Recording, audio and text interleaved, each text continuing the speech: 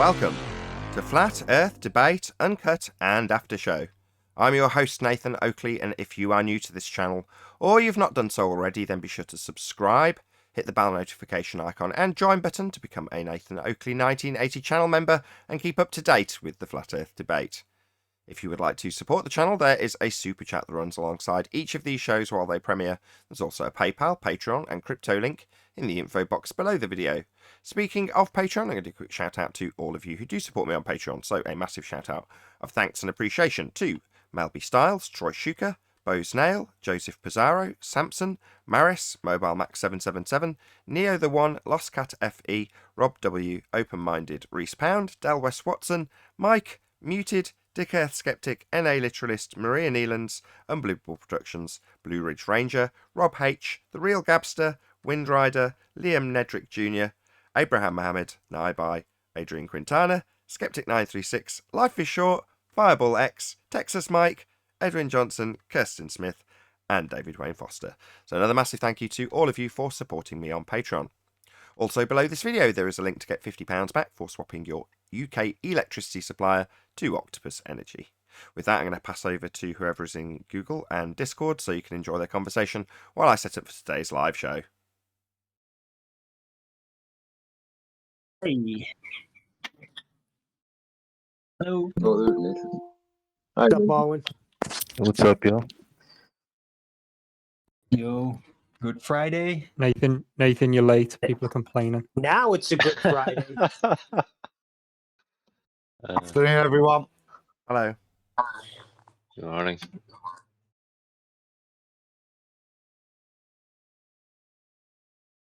Yeah, it's about time. I was going to start the show without you. Oh my God, is this vacuum I'm hearing?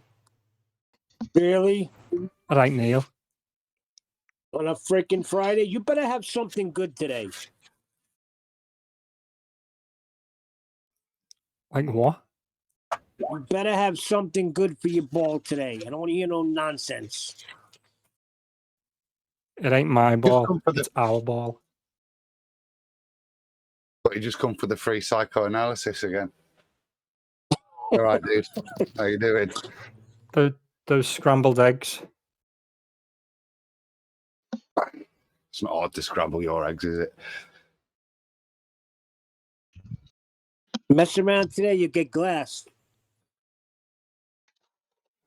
Wow. I must make a big impression on you lot. Because that is months old, that one, Neil. That reference. Once you say them, they never go away, my friend. But there's a difference between big and bad. I've made a bad impression. What do you think? I don't know. I think I made quite a good first impression.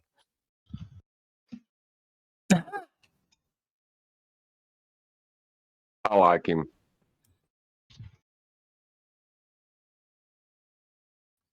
Thanks, whoever said that. Here's a challenge. Can anyone guess what this noise is?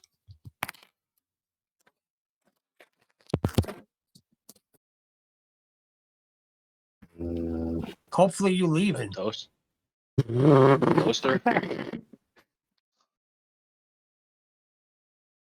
don't want to know. Cash register.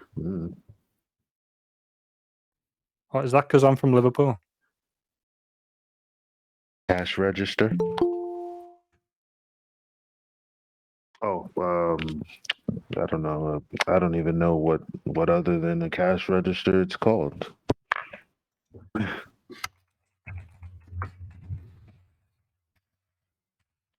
Typewriter. That's me. That's not even me.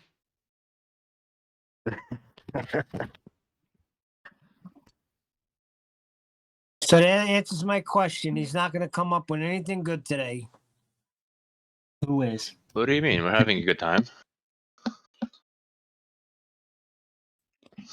That's what he gives us? Can you guess this sound? Oh my God. So, was there a pre-show, or did Nathan literally just come online? Yeah, he's Probably only doing just come here. something. Was it the sound of a horizon? Definitely Ooh, you were not. close. You're very close. Oh,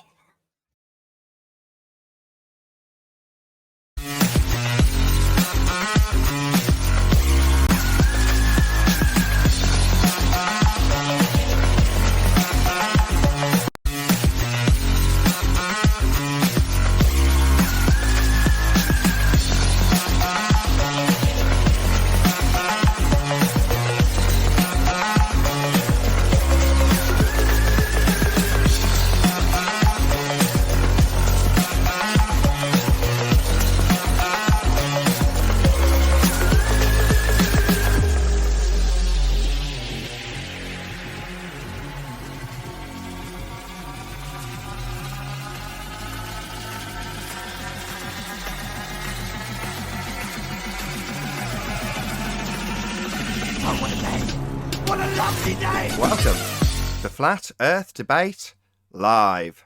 I'm your host, Nathan Oakley, and if you are new to this channel, or you've not done so already, then be sure to subscribe, hit the bell notification icon and join button if you'd like to become a Nathan Oakley 1980 channel member and keep up to date with the Flat Earth debate. If you would like to support the channel, there is a super chat that runs alongside each of these shows while they are live. There's also a PayPal, Patreon and crypto link in the info box below the video. Also below this video, there is a link to get £50 for swapping your UK electricity supplier to Octopus Energy.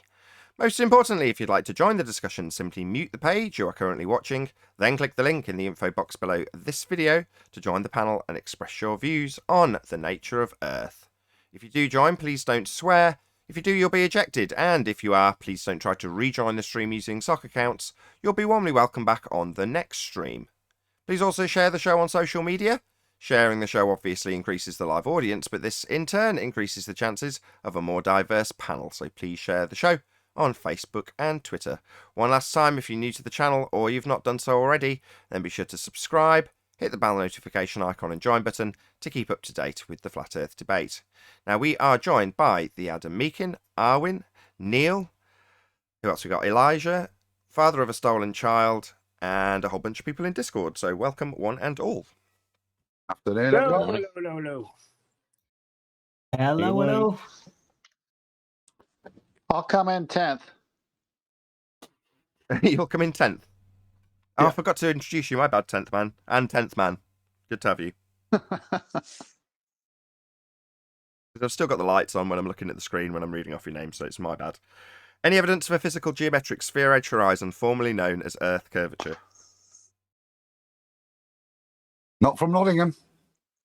And I- everything from Nottingham is true. Come on, vacuum. What do you got? I've had a claim in my chat. I tried to explain it to him, who says that LIGO is some building with a 4-mile long thing, and yeah, when you look that up, it says that it takes into account for the curvature because of a meter.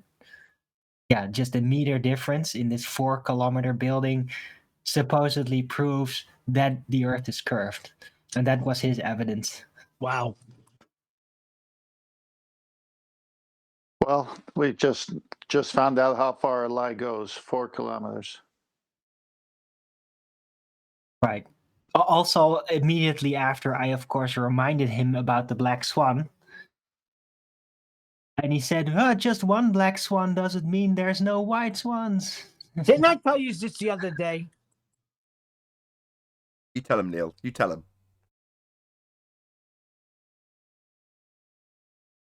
I'll rephrase that. You tell him again, Neil. Tell him again. Didn't I tell you this the other day? That's what they're going to say. It's only one picture. It's just an anomaly. It means they don't get the argument.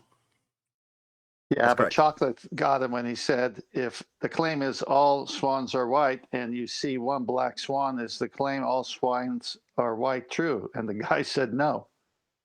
That's not what he asked. He asked, how many black swans do you need to disprove that all swans are white? And the guy replied, 1. Yeah. Aggressively, too. One. Yeah. You tell him, Nathan. Again? How many black swans Yeah. does it require to prove that white swans exist? How many black swans does it take to prove white swans don't exist? White swans do exist. That's not the point of the analogy. It's Again, you don't no- understand the analogy. We're not trying to disprove Yeah, the but it's a existence of- shitty analogy, isn't it? Yeah, you're just going to swear through me pointing out that we're not trying to disprove the existence of white swans? That's not the point. Sorry, Nathan. Sorry. The point is that if we live on a sphere, all horizons would be geometric, and they are asserted to be so in your claim of geometry. And if you don't have a geometric horizon, as we are told in rebuttal to the black swan, then you don't have a geometric horizon. You don't have geometry. Earth isn't a sphere with sphere geometry if you don't have a geometric horizon. You need me to phrase it a different way? Maybe 6 different phrasings will help you guys understand? Phrase it more honestly, Nathan. Honestly, you don't have a geometric horizon. The horizon's not physical, it's not Earth curve. It used to be blocking boats and buildings and is still asserted to this day to be doing so in your geometry. So if you don't have a geometric horizon, you can't do geometry. Another different way, maybe phrase it again, maybe claim I'm not being honest. Excellent rebuttal, by the way. Thanks. Sarcastic. That was a god-awful rebuttal. And we got your sarcasm, Nathan. So do you have anything other than to say you're being dishonest, which is what you implied? No, I'm not being dishonest. We're told, and I No. quote, No, you can continue. am I being dishonest as you implied or not? Is that just a little jab at me for no good reason? Lack of respect, decided to imply that I'm dishonest. What a wanker. Now let's see if you can be Don't honest. swear. Come on. Let's see if you can be honest, as you've implied I'm dishonest. Do you understand that you require a tangent point, that's geometric horizon, to do geometry? Let's see how honest you are. To do all geometry? No. No, sphere Earth geometry with a physical sphere edge horizon, formerly known as Earth curvature, as this question is specifically about that Earth curve edge that used to block boats and buildings as clarified and then claimed to be dishonest by you. So, it seems you can't be honest. You can't acknowledge the requirement for geometric tangent points in geometry. No, can't acknowledge that. Maybe it's you that needs to address your honesty, my friend. You haven't got a geometric horizon anymore. It used to be called Earth curve, mind you. It used to block boats and buildings as well now, didn't it?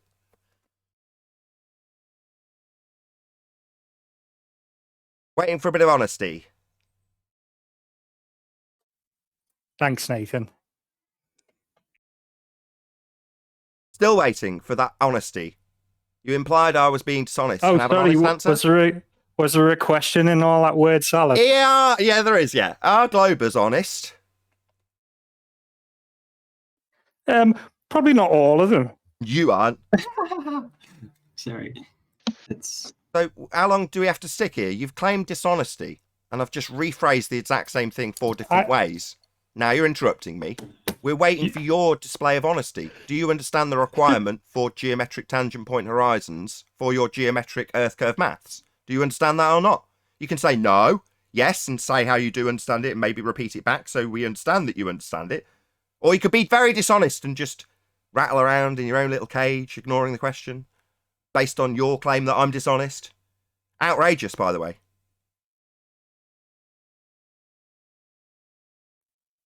Was there a question there again, Nathan? Are Globers honest? Then I ask the same question again. Are Globers deaf?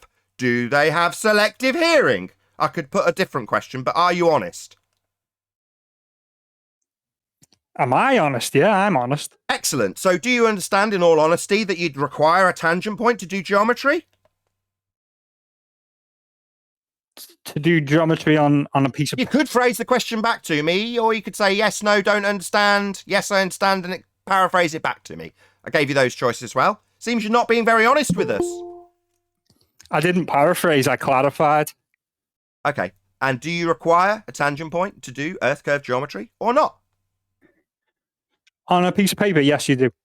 What about in reality, given that it's claimed that that is our reality? Well, in reality, we don't draw geometry in reality on, in the air. Do you know what I mean? Oh, yeah, we do. We've had people on this show drawing out these things in the air. There's a picture on screen that's been used to do exactly that. And the Isle of Man debate went on for quite some time with people doing precisely that. It seems you're not very honest about the Earth curve calculator, claiming that that's what pictures represent. Maybe you just don't understand what your Earth curve calculator You said in reality? You said in reality? Yeah, this is a picture of reality on screen. And it's of... What is that now? Oh, it's an oil platform from the Black Swan. And what do you know? We have that compared to Earth curve maths. That's our reality. And yes, it's compared to your geometry. I'm asking if it's reasonable to compare the two. Are your geometric maths capable of comparison to reality, given that the horizon's not geometric and not Earth curve?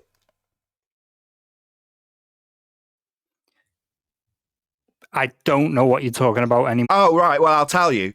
It's not reasonable to assert that we have a physical blockage at the horizon because it's an Earth curve edge, as asserted in Earth curve geometry. Why isn't it reasonable? Because we've debunked the physical tangent point horizon formerly known as Earth curve. Now, if you're a dishonest glober, you'll come here and tell me that I need to phrase that more honestly. But there's no honesty required. It's a logical consistency that's been demonstrated with actual photos of a non-geometric sphere edge that's then told to us in justification as being non-physical. Even though you think, in your maths, based on what you compare to reality, you think that's Earth curve at the horizon. It isn't. We've debunked it. Seems a lack of honesty is what we're dealing with from the globe side in this regard. So the black swan image, is that what oil rigs look like, Nathan? Sorry, you're asking if a photo of oil rigs is what oil rigs look like? Yeah, photos of oil rigs are what oil rigs look like. An interesting sort of comparison, isn't it, of an oil rig?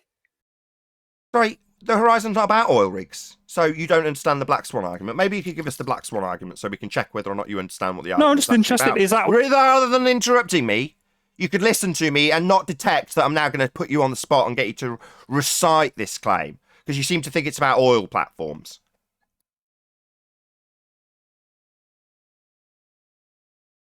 Do you know the argument? Let's see if we can have some honesty. Do you understand the black swan argument? Could you recite it, for example? Let's see how honest you are. Yes, no, or recite it. you want me to recite the black swan argument? I thought that was correct. your job. That's correct. Well, yeah, that's correct. I'm asking you to recite it. No. So you don't understand the argument. No, I do. I'm just not going to. So you can't recite it, but you do understand it. So something you cannot recite, you think you understand.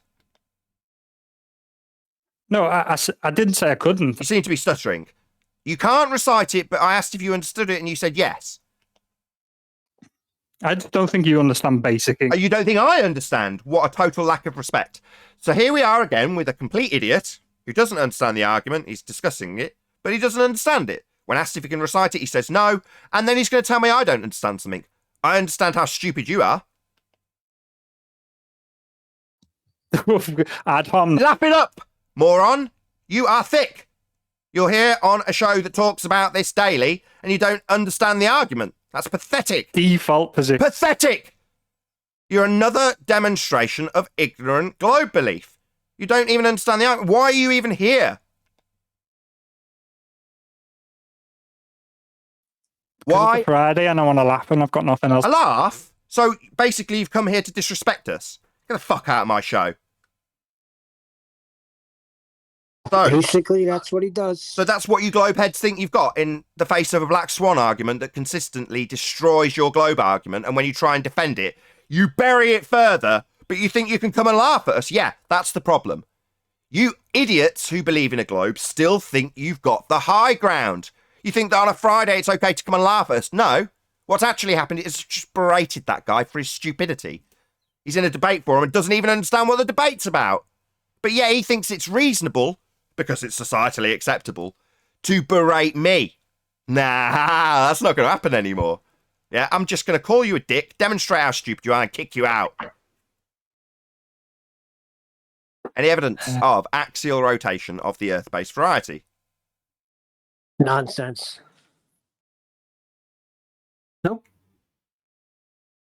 Stationary. Just realized how might have to renege on my bet because I said 14 months before they understood, and we're in month 15 now. So yeah, I was off. Just How a about bit they're never outside. going to understand?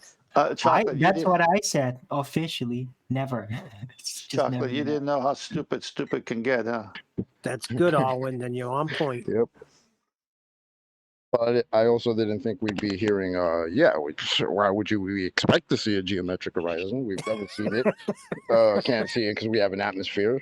I didn't expect all that. So, What about optics? I didn't expect to be reminded of our own argument that we've had for 4 years. Yeah, I didn't expect that either. Yeah. So, And if my if you bad, did- ballers.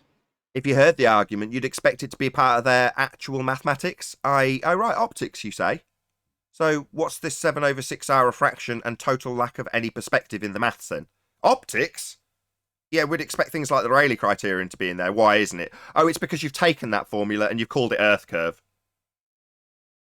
Well, what's crazy about the whole thing is that we're giving it to them on a platter because we're begging their question in a logical consistency form. I mean, it's like, here it is. This is what you believe. This is what you say. Let's check it out. Then they want to fight it and say it doesn't work. Well, do you know you're saying your position on the globe doesn't work then when you do that? Yeah, because it kills them when you put it on a platter like that. They're dead. That's what it takes. I say you're not allowed to beg the question here. Well, obviously there's an exception to every rule. If you can present their begging the question fallacy with a logical consistency that debunks it from within the logical consistency, then you're presenting an argument that's based on them begging the question and shows how it's not workable within the real world. Totally acceptable. However, to go round and round and round in circles with them, just assuming the Earth's a sphere so they can argue back and forth about something like refraction, when often people don't appreciate that their refraction's actually based on a radius value that's now debunked, those sorts of arguments just go in circles. Black Swan, on the other hand, when you get a rebuttal, they bury the model even further. They bury the model under, well, we've got a bent line to the horizon. Oh, right, bent line to the horizon. Well, you need a tangent. That's straight. So you haven't got a tangent anymore. Well, how are you going to do geometry then? You can't. It's a good time to read the argument, if I may. If Yep. P, then Q, not Q, therefore not P.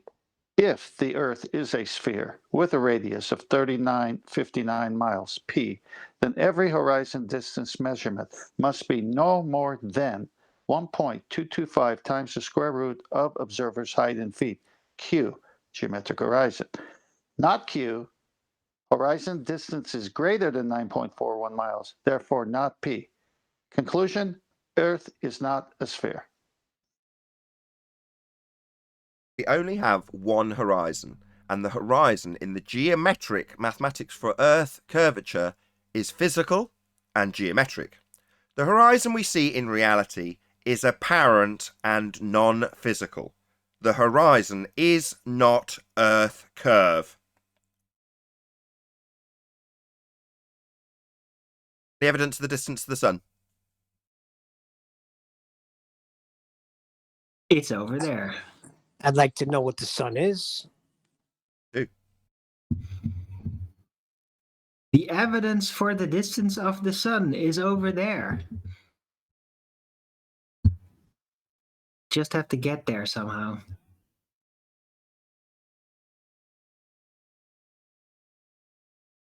I heard a whisper that I think it was the Chinese claimed to be going there to the sun, presumably to affirm some sort of tangibility to this item. Interesting, eh? But weren't they going to check out the surface for colonization? And I'm not even joking. That's the freaky part about it. Good weather all year round. They go at night time, don't they? Night time on the sun. How's that work? When you say surface of this gas, Owen, what? I don't know, man. They still have to explore it. I don't know. It seemed so ridiculous.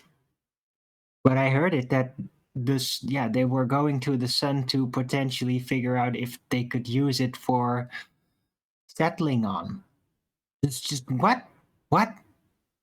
Settling. When was this okay? Settling like gas does, given that the entire thing is claimed to be gas, right? I don't know how it came to this, Nathan. I really don't.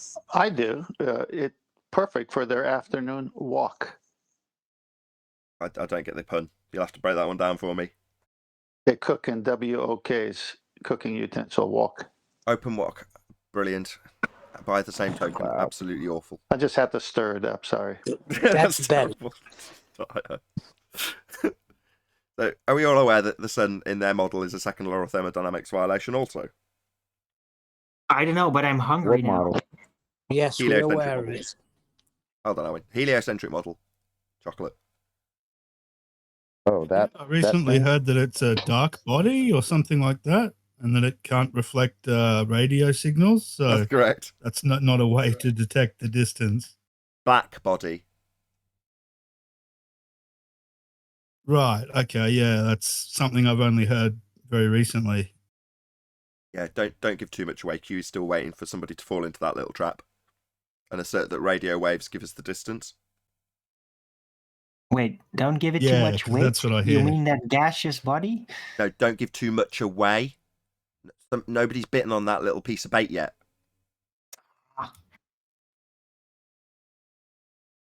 Any scientific evidence of gravity? Springs. Oh, I was just going to say. Springs? You mean in Springs. gas Well, molecules? what is gravity? I have evidence. Anybody want to answer him? What's gravity? Is it weight? I have evidence of gravity. We have gas pressure here on Earth. Because Hang on. gravity is the container. Time for the double fun. bending. It's the bending of a conceptual medium that has been said to be the cause of a passive displacement here on Earth. Wait No, a that's wrong. minute. I covered the both. No, let's just get Arwin's definition in the right order. So, the uneven distribution of mass causing the bending of space-time is the claim of current gravity. And that, according to trench-level fundies, manifests on Earth as a force. However, it is not a force.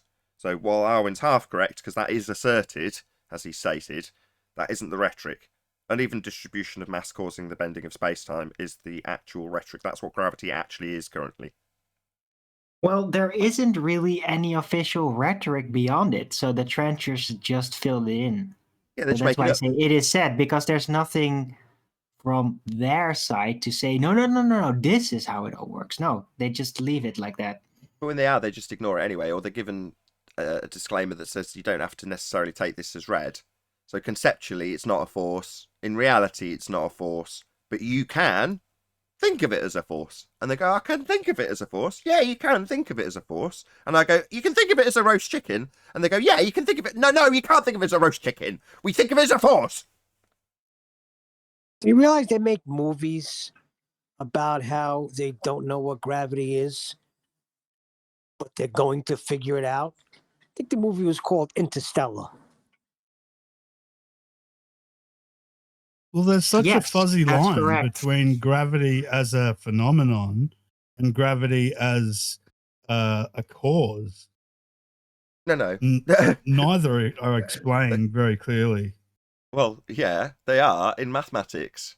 In pseudo-Riemannian force space, the uneven distribution of mass causes the bending of spacetime. That's what it's described, with a cause, uneven distribution of mass being the cause, and an effect, bending of spacetime. That's the cause and effect. Now you're saying in physical terms. Well, there is no physical terms. It's pseudo-force space. We don't exist in this place. It's just mathematical. There is no conceptual medium being bent that we can experience at all. It's conceptual. I agree, but the term gravity is being used always, sometimes in the terms of a phenomenon and other times in the terms of the cause of an effect. Yeah, it can be whatever you want it to be. Yeah, but I hear people say all the Yeah. time, hold a minute. Is that possible to hold a minute? No, it depends how big your box is. Oh, another container? Depends on the context of hold a minute. Is that literally physically grasping the minute as a reification of time? Or is it holding onto something a minute long, right? It's Well, neither are time. true It's in- conceptual. Just hold it. Neither are true in physical terms, and Arwin's got... You're correct on both counts, Arwin. Neither are true. You can't physically hold a minute. It's a concept. Well, that's the second time Arvin's right. Epic. Any single viable hypothesis from any of the fields of astronomy, cosmology, or astrophysics?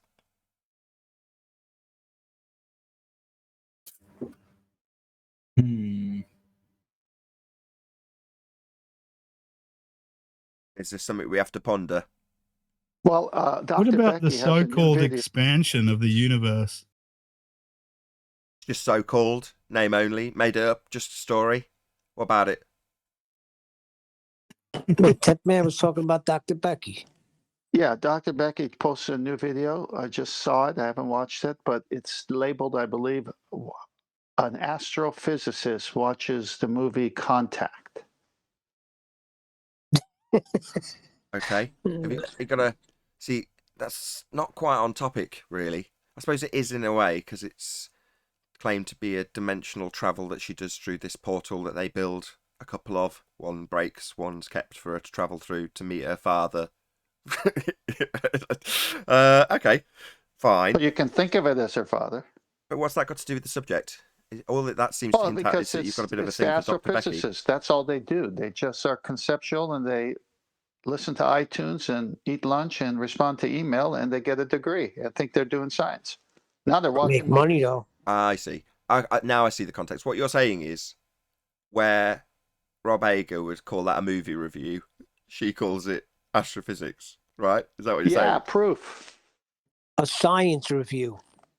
Science review of a fictional movie based on a loose adherence to a heliocentric reification of a philosophy. And she's going to assess that and call it science, is she? I see. That's very interesting. No, I do get your point now, 10th. I take it all back. Does that mean if she brings up a child, that she brings up a child scientifically? No. But that's what she might think. If she does it with a bit of maths, maybe. She brings the kid up by the numbers, then it's scientifically done, right? By the numbers. That's a good one, Nathan. By the book. No, numbers would be mathematically. That's my point. Moving on. Any evidence of a self-perpetuating molten iron core at the centre of a presupposed spherical Earth?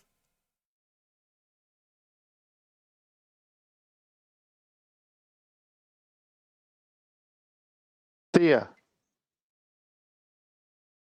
Thea? Glancing blow. Glancing blow, Thea. They're good nighttime story. That's the only thing they got. I don't think that's all they've got. That's just that's just the main story I disseminate in that regard. There are other stories. Other stories are available. Yeah, they do have like at least 2 of them about the moon. Had the moon formed, yeah, but this is specifically just there's an overlap with Thea because there's a claim that the debris from the collision of Thea coalesced through gravitational accretion into what we now call the moon. And that's why it's such a huge body and comparatively bigger than it should be compared to other satellite planets in the heliocentric model when they look at lights in the sky. But it also deposits its centre because of the glancing blow. So we end up with an oversized molten iron core. So there's an overlap between how the moon is created and how we have an oversized molten iron core that should have, by their timeline, cooled down. Well, why hasn't it cooled down? Well, because Thea smashed into Earth, didn't it? Did it? Yeah, we made it up ourselves. Now the timeline makes sense. Was Thea going at magic speed? It went at a magic angle. It caught at just the right angle to not destroy Earth completely, but also leave a large enough core for us to develop life. If it wasn't for Thea, none of us would be here. We've got a lot to be grateful for, really. Well, if it's a molten iron core and they couldn't get the 8-mile super borehole in Russia somewhere, they can even get those different levels right. How do they know that it's a molten iron core almost 4,000 miles away from the 8-mile hole? They don't. So they're guessing. Guessing, they're just making it up. Well, Even some guy better. told me it's like doing a sonogram on the Earth.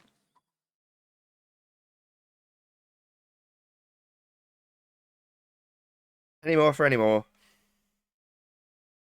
Neil wants to go into P waves and S rays. I'm happy to pull it apart. If not, any evidence of the R That's value? what they told me. They told you a lot of things, Neil. I still don't know how that would prove a molten iron core, though. Doesn't. They haven't. It won't. We haven't.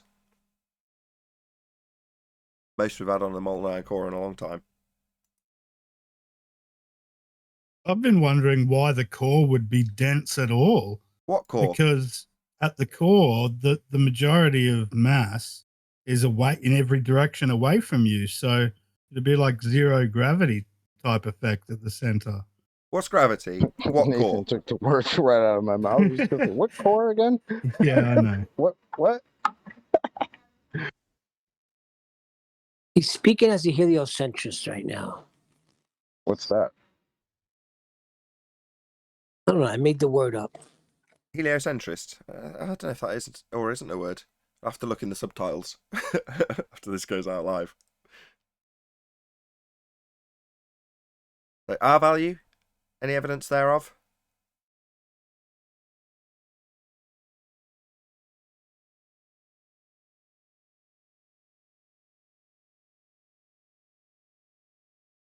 I was just going to do it. I'll do a little blessing. Radius Dominus, Gravitus Spiritus Sanctus Arwin. Go in peace, in R you trust. Not no more. Shouldn't we say like rest in peace to R or something like that? Should we switch it up because they don't have R to trust anymore anyway? Yeah, I've been thinking about that. Do you need to rephrase it because you can't actually trust in R anymore? That was only relevant when we pointed out that it's a begging the question fallacy, and they went, well, we already know it's a sphere, so it's perfectly acceptable to assume we've got a tangent point that we can get R from. Okay, Yeah, so in R you trust. But now, in R you trust, what? They trust in a tangent point horizon that they haven't got? You can't really trust in that, unfortunately. it's perfect. RIP, R.I.P., rest in peace, and it's ripped. We'll figure it out with a new blessing. Actually, I don't know. I don't want to bless them anymore. I want to tell them off. Like the guy earlier, Vacuum, right? They come into the show, and why are you here? Well, I want to laugh at you. So you've got absolutely no respect for us, in spite of the fact that we've got the winning argument and the high ground, and the debate has been settled. There is no geometric spheroid horizon. We're not spinning the Coriolis effect, and the sky is not a vacuum. The argument's over, but yet people still think they can come and ridicule us. You know, we are treated like dirt in societal terms. It's disgusting. And this needs to be addressed. If you're a transgender, you can go on your YouTube channel, like Joe Goes, and come out to the world about how you're all fearful, knowing full well that you've got the backing of governments and society, and if you are ridiculed, the person who ridicules you will be punished. Here, why are you here? Just to ridicule you, even though I don't understand any of the arguments and I'm thick. Yeah, that's not acceptable. You don't need to bless him anymore because you don't give a rip. So I think the rip way is the best way. Exactly. You'll have a better time coming out as a transgender in society than you will as a flat earther. Well, the Earth is obviously and observably flat. There is no demonstrable drop. Google Earth proves that. Go and have a look. No drop, no 8 inches per mile squared, based on a formula that's been debunked with the black swan. The whole assertion that we're on a sphere is complete nonsense. Yet it's justified that we get ridiculed. No, it isn't. Okay, that's it. I'm going to identify. We don't as a even have flat a earther. geometric horizon for boats to disappear behind, as per their concessions now. But yet we're still being ridiculed. Like you guys are saying that shit, not us. We said if the Earth is a sphere with a radius of 3959, then you'd have this thing, because that's what you claim to have. And then you tell us we're strawmanning you? What? The thing is, though, it's crazy. It works both ways, Chocolate. In other words, if it's deemed societally acceptable in this arena for that level of ridicule, then it works both ways. Hence, I get away with it when it's directed in their direction. Now, they don't like it. And often they'll go away crying to their mummies when it happens to them, because they're used to being in a society that protects them when they do it. But when it comes back in their direction, they cry. And that's what's going to be happening from now on. Because it's what deemed acceptable that I can be absolutely heinous to an opponent that just simply won't accept that they're wrong in a debate. Shouldn't be acceptable that I can get away with it. But it's deemed acceptable in this arena. Well, I'm in this arena. Does it matter that I'm not a globe believer? Nah, not at all. I can just demonstrate the exact same vitriol right back at them until someone says, hang on, this isn't reasonable. What we've had to put up with for 5 years. Yeah, you're right, it's not. It just gets highlighted when it's coming back in the globe's direction rather than aimed at us, which is deemed societally acceptable. No, not acceptable in any other arena anywhere. By any normal societal standards, the treatment flat earthers receive is abhorrent. But they're just flat earthers, right? No, Just people, like anybody else. Just people who've woken up to the obvious and observable nature of our reality, and then set about debunking the claims that are ludicrous that we're on a sphere. So that means we deserve ridicule, does it? Because you're all still part of that religion? That just makes you a cult, globe believers. A cult that attacks anybody that tries to get away. So, Nathan, if I identify as a flat earther, will I have equal protection? No. No, you open yourself up like a ginger in Britain. If you're a ginger-headed person in Britain, you're allowed to be poked fun at. Not a great comparison, but worthy of a laugh.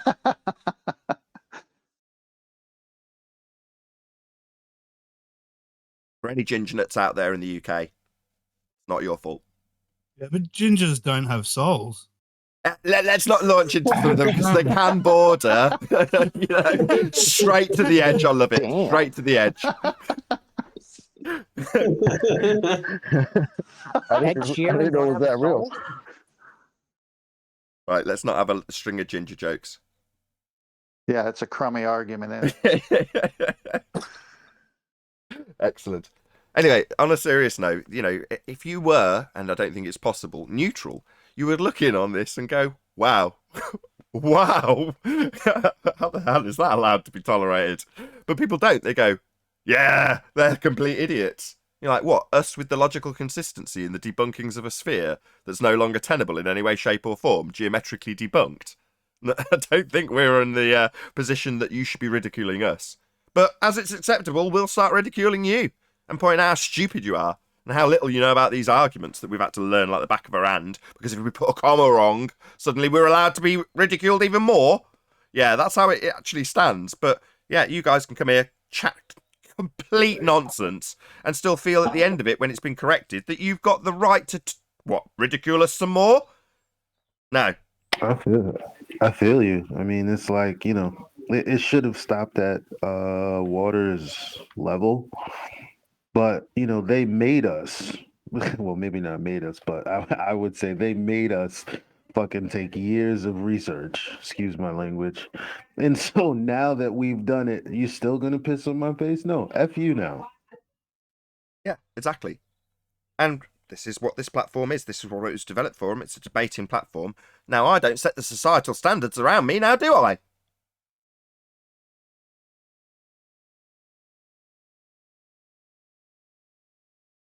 Yeah, if those weapons are on the battleground, my encouragement, metaphorically, these weapons are weapons of debate, pick them up and use them. Why not? So it's acceptable in this arena for us to absolutely berate, or be absolutely berated, if we get something perceived to be wrong in your reification model. And if we don't understand that that's what's happened, you'll continue to ridicule even though you're incorrect. And when we point out how it's a reification and incorrect, for some strange reason you think you've still got the high ground and can ridicule us anyway. Well, no. What will happen is that'll get highlighted, it'll get pointed out to the point the audience understand that there's not a concession coming or any humility coming, and then the ridicule will start by flat earthers aimed at globers, with justified cause. And the standard, well, that's a societal standard, and I'm saying it should change, and until it does, that standard's going to be fired back at the globe believers. It's acceptable, right? No, but that's the way it is. All day. They defend it like they're defending their pride and their own self-identity. Let's get them. Well, it is their identity. That's why when they straw man us, they choose to think that that's our identity. And when I'm saying, hey, no, I'm an individual, here's my argument, they'll just reword what I say and then pretend that I've said that instead. I mean, that grinds my gears.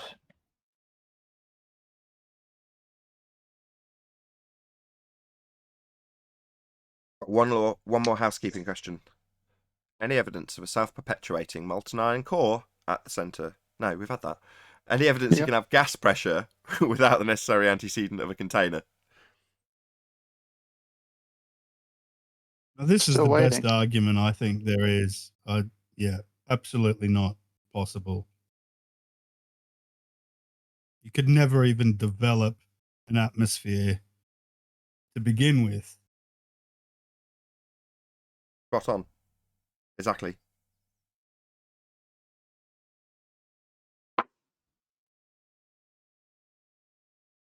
No? Nobody want to present 2 containers as an evidence of gas pressure without a container? Any takers? 3. 3 containers? Any advance on 3 4. containers? What? Anybody got more than 4?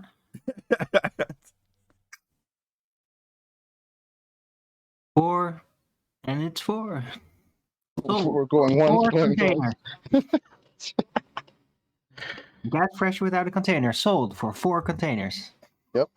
Chocolate, proud Good owner price. of containerless gas using only 4 containers. Only 4, yep. I think that's it. That concludes the housekeeping. Excellent. In good time too. 40 minutes into the live show. Nice even coverage of housekeeping questions. Hey, Nathan, I've got a few slides I picked up from the internet, and this is the ballers saying the Foucault pendulum, Earth rotating. Give me a minute. I'd like to put it up and get the panel's view on what they're saying. Sure. No Okay, problem. I'll let you know. Okay, no problem.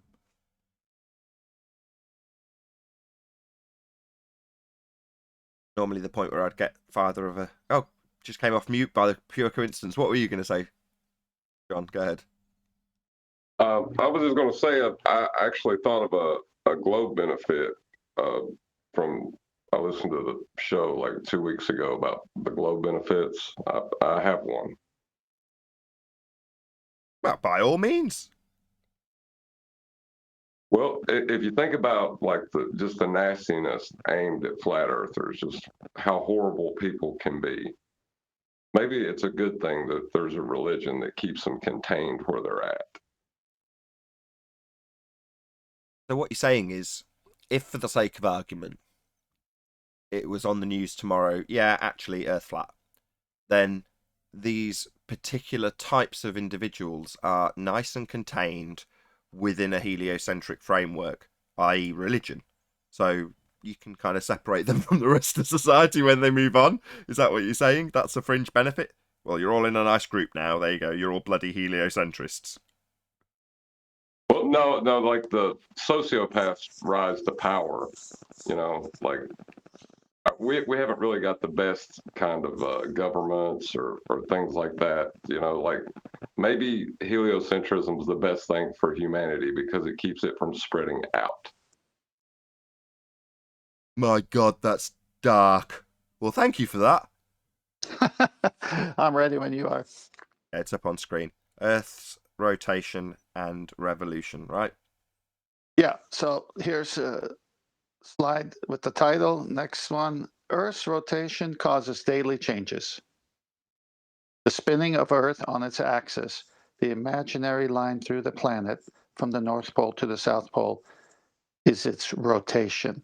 The axis of the Earth is tilted 23.5 degrees from a line perpendicular to the plane of its orbit of the Sun. Next, please. Earth's rotation. As the Earth revolves around the Sun, Earth's axis remains tilted at 23.5 degrees. The north end of the axis points towards the North Star Polaris. Earth rotates 360 degrees from west to east, counterclockwise, looking down from the North Pole in 24 hours and an angular rate of 15 degrees per hour. 360 to 24 hours is 15 degrees per hour. Next slide. Tilt the axis always stays the same. Okay. Next one. Evidence of Earth's rotation. So this is what we've been asking for, right, ballers? Now we just read your stuff. Now here comes the evidence. 1851, Foucault's pendulum will appear to change in a predictable way. Why is this evidence? There is no force acting on the pendulum to make its plane of oscillation rotate or go around its own axis. It would continue to swing in the original path if Earth did not rotate. Next. Then they showed this image. No force that makes a pendulum rotate must be the Earth that is rotating. Isn't this what we're always asking them? Does the Earth rotate underneath? And they have a hard time. So here they're admitting If it's not a force, it's got to be the Earth rotating. The next one is a pictorial of the Foucault pendulum. Next one, evidence of rotation or for rotation. Coriolis effect, the tendency of objects moving over the Earth, here we go, air, water, planes, projectiles, to be deflected, curve away from a straight line path. The French scientist Gaspard Coriolis first explained the deflection of objects moving over the surface due to Earth's rotation. The deflection is to the right in the northern hemisphere and to the left in the southern hemisphere. This deflection occurs because Earth's surface is rotating with respect to the objects. And I think two more. And here's an image of them trying to misrepresent Coriolis in the north and the southern hemisphere. And then the last one, the same thing, showing more like their hurricane argument. So interesting how they admit that it's Earth's rotation, right? And they say that it's the tendency of objects moving over the Earth, and in parentheses, are air, water, planes, and projectiles. How come they fight us on the planes when the planes prove there is no Earth-based Coriolis? Because it's shrouded in doublespeak, but you're precisely right to use Foucault, and I use it for the same exact reason.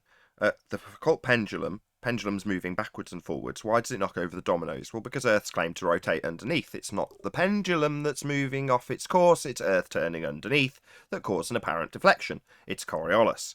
Well, that's what's being asserted. Earth turns underneath. Now, in these examples, you'll often find that they'll say, well, yeah, everything that's not the Earth turning is going to be deflected, even the air. That means that Earth's turning underneath it. Well, that's Earth turning underneath planes. Very clear. But if Earth's turning under planes, as it's claimed to, then they'd have their flight time shortened, and drones would drift away on the equator 1,000 miles an hour. That doesn't happen. So why do they say, well, they move together and defy the claim that Foucault's making? Well, because it doesn't happen. Nothing's drifting. This is a parlour trick.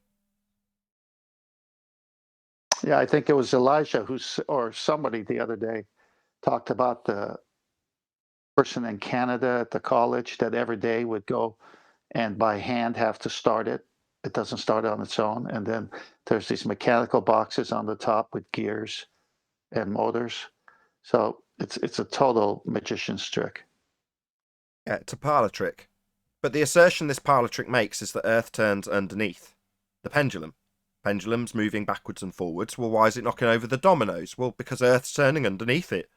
That's Coriolis deviation. It only looks like it's moving off its back and forth path because Earth is claimed to turn beneath it. Well, if Earth turns beneath this pendulum to cause it to seem to drift and knock dominoes over, and Earth turns under a gyroscope to cause it to drift at 15 degrees an hour, then Earth turns underneath aeroplanes, hot air balloons, helicopters, or anything else that's left the claim to be non-inertial turning reference frame of an Earth that spins, and it would drift away. Not because drones can fly at 1,000 miles an hour, because it's claimed you're turning underneath the drone, and you go, oh no, my drone, it's going away 1,000 miles. That doesn't happen. Oh, I've arrived in only an hour and a half when travelling from Charlotte, North Carolina to Los Angeles, because Earth turned beneath me, to cause the effect of someone on the ground looking up and seeing me seem to curve off my path in the plane. Well, the guy beneath me is observing and not actual deflection because it's claimed Earth turned underneath the plane, and that's what shortened the flight time to an hour and a half, from 4.5 hours. Said nobody ever, because it doesn't happen. We got any updates from any football coaches out there willing to throw that Coriolis calculation into their playbook? Like Neil deGrasse Tyson says, that makes it sound so easy that I don't know why every football coach in the world is not scrambling for this. Well, every game or every sport that involves a ball leaving the ground. I mean, you Bill would think this is Belichick is going to jump detrimental. on it. You would think this is crucial. Yeah. And the bookies will look at wind direction on the day, but they won't take an overriding factor of the stadium direction based on Coriolis. That would be the ultimate overriding factor always. But no, the bookies will look at the weather and figure out which way the wind might be blowing to assist the ball. And then they'll change their odds based on that. Not based on Coriolis effect, which should always be occurring, but we never observe. It's only asserted to happen in balls when Neil deGrasse Tyson's watching. Then nobody else ever pays attention to it because it doesn't happen. Do you remember the guy who put up the picture of the multiple cranes that they used to build high-rise buildings, and it was at the end of the day, and they've got the cable stretched out and the part with the hook, and it's perfectly still, and there's like multiple cranes. They're not swaying at all. And if the Earth was rotating the way they said, and if that's the cause of the Foucault pendulum, how come those cranes aren't experiencing the natural Foucault pendulum that they would have to if the Foucault pendulum was moving Correct. because the Earth was rotating? Correct. They'd start moving.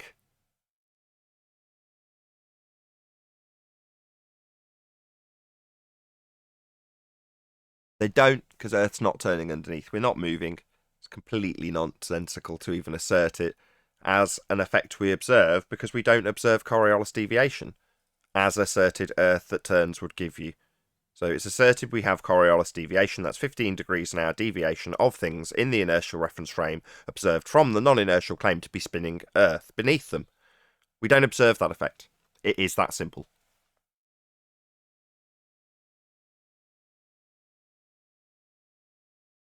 There is no Earth-based Coriolis effect. Coriolis effect itself is easy to observe. Get on a roundabout and look at anything that's not spinning with you, and it'll look like it's moving. Well, that's Coriolis deviation. Look at a tree as you spin around on a roundabout. Oh, the tree's coming towards me. Oh, it's gone past me. Oh, it's coming towards me. It's gone past me. That's Coriolis effect. The tree's not actually moving. You're moving. And the effect of it looking like it's moving, when it's actually got roots in the ground, that's Coriolis deflection. And not actual deflection, not actual drift. The thing's stationary in this example, but you're turning beneath it to cause it to seem to drift. And likewise, if you were beneath a plane and you looked up at it and we were turning beneath it on a spinning Earth, it would look like it's curving off its route. Now, in the plane itself, the plane's just moving straight. They don't need a Coriolis detector. Because the guy on the ground looking like it's seeming to drift, who cares? But what it would do is shorten flights when travelling west. Because Earth would be turning beneath the plane, shortening the distance, increasing the velocity of the plane, and shortening the time. So the duration, calculated with Earth turning beneath it from Charlotte, North Carolina, to Los Angeles, would be an hour and a half. But it's not. It's 4.5 hours. Now, some idiots on the globe side, people who will be berated in future when they come here, and don't concede that they don't understand why the Earth isn't a sphere after it's detailed to them, they'll assert that you get the opposite effect with a shortened time. Oh, well, this plane going east has got a shortened flight time. I'll hand over to Chocolate at this point, because he's the one who tends to deal with this, having worked in airports, and tends to bellow with laughter when these examples come out. Yeah, because the flight time towards the west should be the one that decreases. But usually the flight time from west to east is actually shorter than the flight time from east to west. Well, how does that work if the ground underneath you is traveling from west to east? They're correct for Coriolis. It's the wrong way. Nathan? It's going the other way. Yeah, If they're it's the wrong claiming way. Earth's turning, it's going the other direction. But yet they'll claim, oh, well, this eastbound flight's got a shorter flight time, proving Earth's spinning. No, you idiot. It's the other way. I got a picture for you for the cranes that you could post. Okay. It's just a picture of cranes, but yeah. As we Yeah, they talked should be about moving, cranes, right? there's If the nothing Earth wrong is with that. turning. There we go. There's some cranes. Thank you very much. Everyone I cool? think if I'm going to be fair, footballer, then in their claim for it to exhibit the motion or the deflection, the apparent deflection, it would require the cranes to be acting in a pendular motion, taking them out of the reference frame. Yeah, but what I'm asserting is that they would start moving if, for example, if you had an equivalent smaller crane or just a pendulum attached to a roundabout, yeah, and you spin the roundabout, what's going to happen to the pendulum, Adam? Well, I suppose technically, if the bearing at the top's frictionless free, then the things sat there, so it should rotate around it, shouldn't it? So what you should appear to see is the ball weight twist throughout the day. Sorry, I should be a bit more clear. Like the cranes, in my example, you've just got a smaller version of a crane on a roundabout, and it's not moving. It's not moving back and forth. But then you spin the roundabout. Oh, I see what you mean. Yeah. What happens to the? Well, you'd expect the crane to start moving. Lateral, translation of it, of that force. Yeah. Onto it. Yeah. Exactly. So you wouldn't, if you're on a moving, rotating platform, you don't end up with this. You don't end up with this completely stationary. It should start moving like a pendulum. Yeah, totally. Yeah. Right, but it's not because we're not moving beneath anything. Yeah, but you should also see the rotation underneath, and you don't because it's not. Yeah. Yeah, same thing. This has been the first enjoyable Coriolis show for a long while. Do you know what I mean? Actually talking about these things that often, or at least say 4 or 5 years ago, I'd see people describing them, but they didn't have a full understanding of what Coriolis was, how it was being claimed, how it was defended, how to overcome the defense of it on the globe side, how the contradictions work. People would just say, well, surely a pendulum would just start moving, then you'd never have one stationary. And it's like, the pendulum's not that useful for that claim. It's an interesting side note, but it's more interesting to use their claim in the affirmative against them. I.e., they say Earth turns underneath the pendulum. It's Coriolis effect. So that's an affirmation where in the arena, they'll actually try and work their way around the claim they've got Coriolis effect. So this holds them to their own claim. Because we don't see the effect, they end up arguing about why we don't see the effect, rather than demonstrating we do have it. So pendulum's great. Well, the pendulum in Foucault's example is an example of Coriolis with Earth turning beneath it. So that's the claim. Let's get it straight. You claim Earth turns underneath as a non-inertial turning reference frame. Well, that's your claim. Not it won't deviate because, which is what we end up arguing about. It just holds them to their own claim, basically.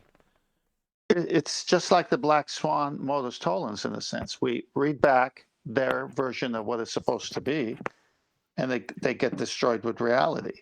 And here on that one slide, that when it was Coriolis effect, they included air. So the air is not moving with the Earth. You're supposed to have a Coriolis effect of the air.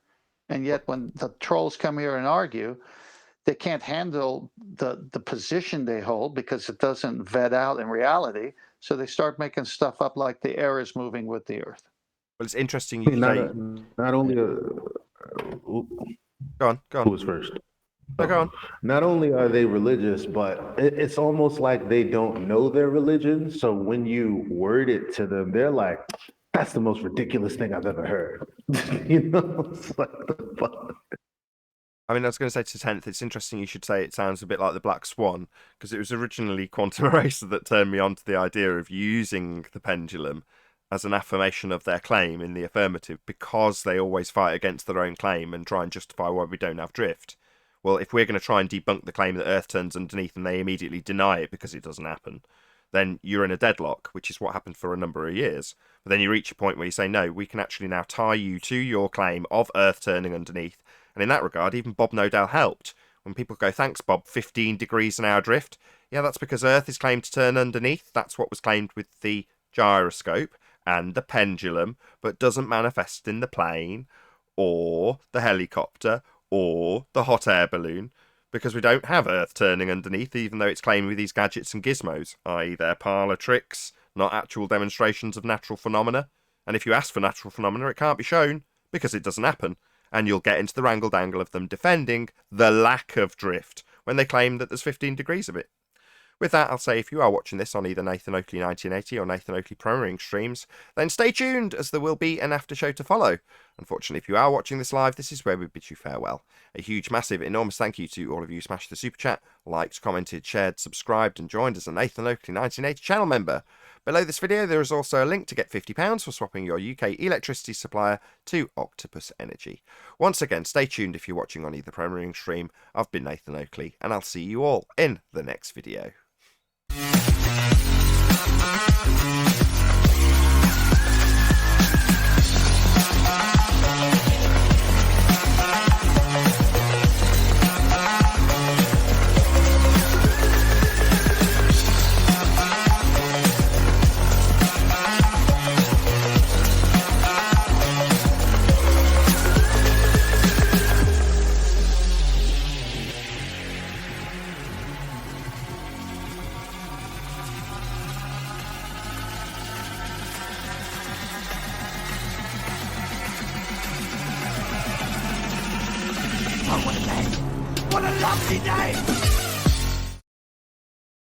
His coworkers about what Michelle Thaler says or some other thing NASA says, they say, "Get out! No way!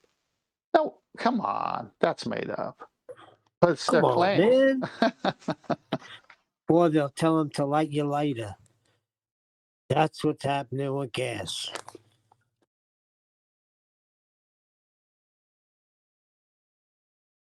Well, that will fire up a conversation for sure.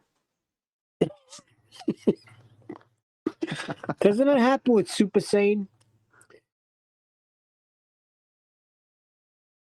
No, it happens with a big lighter. What are you talking about? What?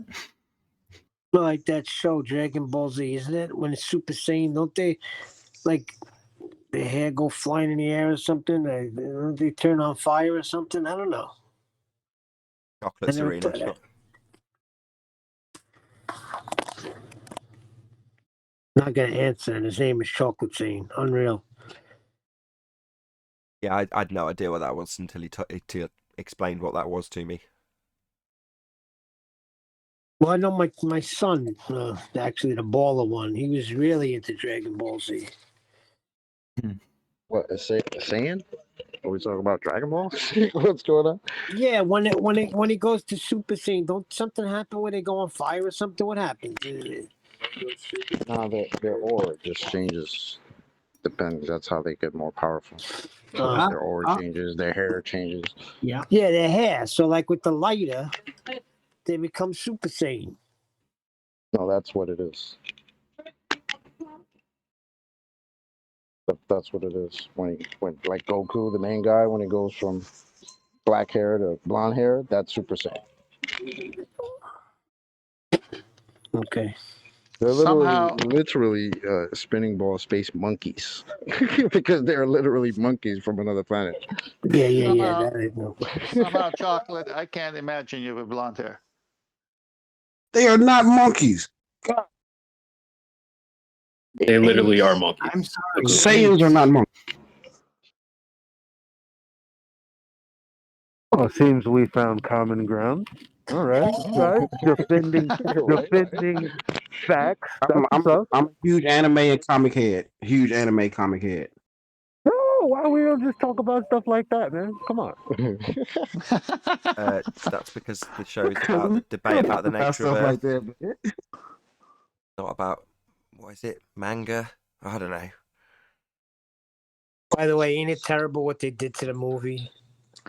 So, hang on, Neil. The movie that we won't talk about ever. Hey, Virus. Wait. Hey, What Virus. not movie? We bring don't up talk about the evolution, movie. I ever. just forgot it existed. Hey, Virus, what do you got to say about that Coriolis presentation from your own side saying the air is not going with the atmosphere with the Earth? What do you think about that? I didn't know nothing about it. Full Smart Coriolis answer. effect. Hey, everybody. Good answer, Forrest. Hey, Brian. What's up, Brian? Hey, Brian. What's up, Brian? How are things? Yeah, I don't know nothing about that Coriolis argument thing, whatever. The claim that Yeah, Earth we turns know. underneath, Yeah, Earth we turns know that underneath for sure. pendulums. But That's you've what it's- been involved in it a few times. He's only been here about 2 I years. mean, I know about Coriolis. I just don't know about the presentation you just talked about. No. You don't know about Coriolis. Come on now. All right, we can have a little test with him. Virus, What don't I know? what's claimed to be the cause of the apparent deflection in the pendulum? What's claimed to be the cause of that? Of the pendulum? Earth rotating underneath it? So Earth is claimed to rotate underneath things in an inertial reference frame. That's Coriolis effect. So you do understand. Well, it rotates under the pendulum. So it would also It's rotate different than underneath. rotating under a plane. It would also rotate underneath the plane if you've got It's non-inertial. different than rotating underneath the plane. It's How different. so? You might as well be okay. If you say the Earth is rotating under the plane like it is under a pendulum, you're basically No, we don't say that. You say that. Don't immediately turn this into a claim we're making. No. Let's get it clear because you're obviously thick. We're not saying Earth turns under pendulums. You idiots that think Earth spins claim Earth turns under pendulums. It doesn't. It's a parlor trick. But it's a claim we have Coriolis, and that would shorten flight times, because Earth would be turning under them, as is claimed to be the case. That claim is claimed to be proven by a bloody pendulum. Now, if you say, well, it's claimed to be proving it with a pendulum, but doesn't happen, then the pendulum doesn't prove it then. Earth not turning as claimed by pendulum, or Earth is turning underneath, and it would shorten flight times. It doesn't happen. So you can't have it both ways, and it's definitely not my claim that Earth turns under a smegging pendulum. It's your claim, dickhead. Do you understand it's your claim? It's a plane, a pendulum. Nathan, it's a plane, a pendulum. it's a good question. No. Is the Earth the it's not. Earth? Is the It's Earth not the Earth? same because you're basically Nathan, you compare. Yeah. so you're basically saying One at a real time. question? Who wants to have this debate? Are you a take it in clown? place. Who wants to have Do this y'all debate? understand when y'all say that? When y'all say that, do Yeah, y'all understand that I y'all want saying that that a guy. plane I is want that guy right now. floating in Is the the air Earth and the Earth? rotating in I just place? have one question for Right, I've Virus. got 'cause three I'm at people work. talking. I speak too long. can't discern a single word. So, I was having a conversation with Virus. That's somehow descended into chaos. Some other guy piped up in between. Who wants to have this discussion? I do with that guy that popped up in between. Okay, well, he's secondary to Virus, who's already got the mic. Who was the guy who popped up in between? Don't be shy. Samurai. That sounds like Fine. Virus. Did you want to carry on with this I'm saying. conversation or not? Okay, that's cool. I mean, but every time y'all say that the plane should rotate, I mean, the Earth should rotate under a plane. If Fuckwit! We do not fucking say that! That's the second time, you stupid dick! Now, I'm not going to tell you a third, you complete clown. I'm just going to tell you off with the most vigour I can muster. So, you stupid dick, we do not say that. That is your stupid globe claim. Do you understand, isn't. Virus? It isn't. Citation. it isn't, quit putting your claims on us, bruh. Sorry, Yes, it is. I Yes, it do is. not claim this. Right? Every time one of you dicks who believes in a spinning sphere comes here and we point out what you claim, you immediately tell us that we claim it. No. Third time. Virus, shut up and listen. We don't claim Earth moves under dick. That's your claim. Don't tell me what my claim is. It's a sphere claim, you stupid idiot. I know what the globe claims. Whether or not you verbalise it makes no difference to the actual rhetoric claimed by a sphere Earth. Your opinion is merely your opinion, and it matters not to an assertion that Earth turns under inertial reference frames to give rise to things like drifting pendulums. That's an Earth sphere turning claim, not mine, you stupid boy. Oh, okay, then how? Good. Now sit down and don't raise my blood pressure any further. You're excluded from this conversation till I calm down. You've annoyed me with your stupidity. Yet another time, a globe earther and his complete ignorance has annoyed a flat earther to the point where it's got to tell him off. 3 times I've had to tell this complete idiot that this isn't our claim. Now, I realise that you've been poisoned by people like Simon Dan, who is also thick and thinks that this is my claim when we assert, as claimed by the globe, that you have a turning reference frame underneath stuff not attached. Not my claim. Now, you can go somewhere else temporarily and be as thick as Simon Dan. If Dan was here, I'd tell him off too for his abject stupidity. Let's get it absolutely clear. You thickos who think Earth turns, think it turns underneath stuff not attached. That is absolutely not my claim. Doesn't require debunking as my claim, doesn't require parroting back to me as my claim, as Virus has just done. Are you saying that Earth turned? No, I'm not. You dicks are. We're debunking it. Hope that's absolutely clear now. Right, Samurai.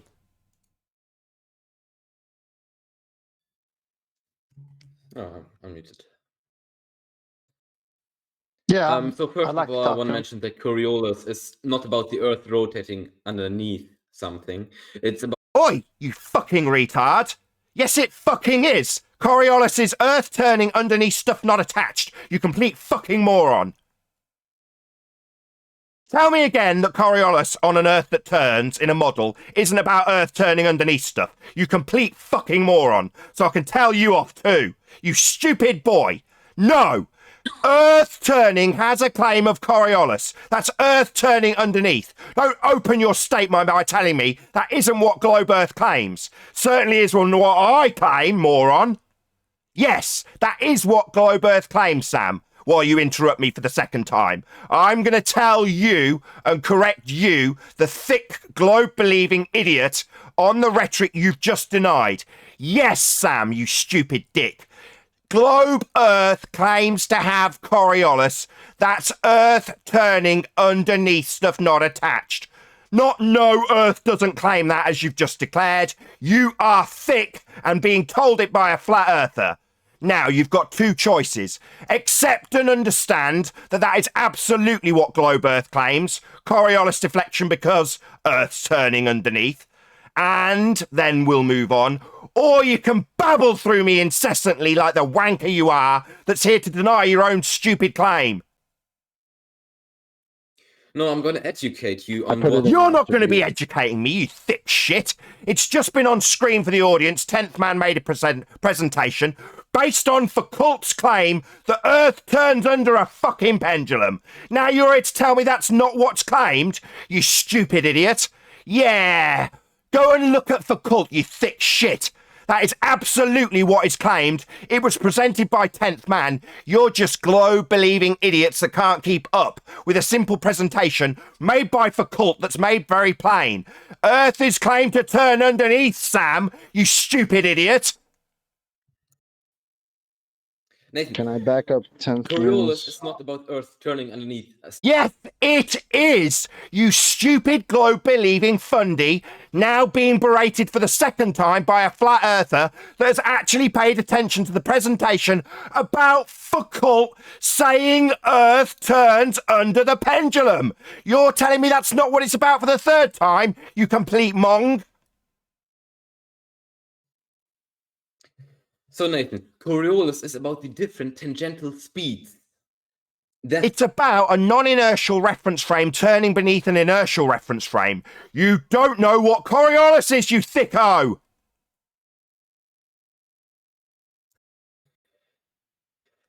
Nathan, Don't sigh!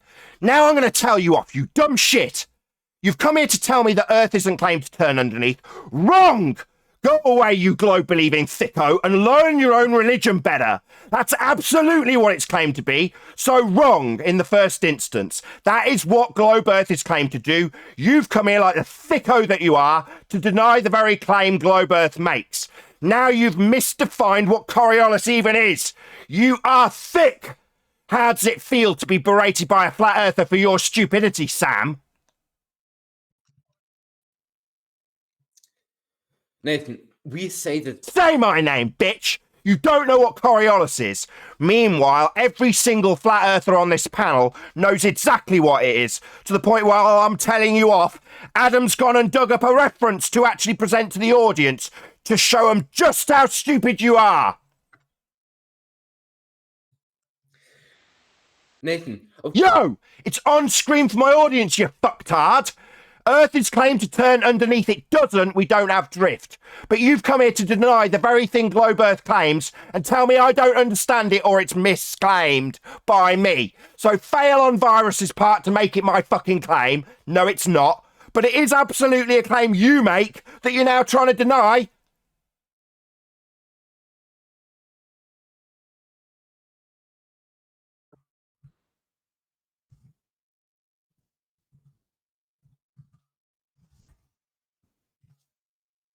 We're waiting on you, you retard, Sam. You're not letting me talk. I told you what Coriolis is. You said... And you don't fucking know. Yeah, you've come here to tell me what's what, and you don't know. And as I've just pointed out, it's on screen for my audience.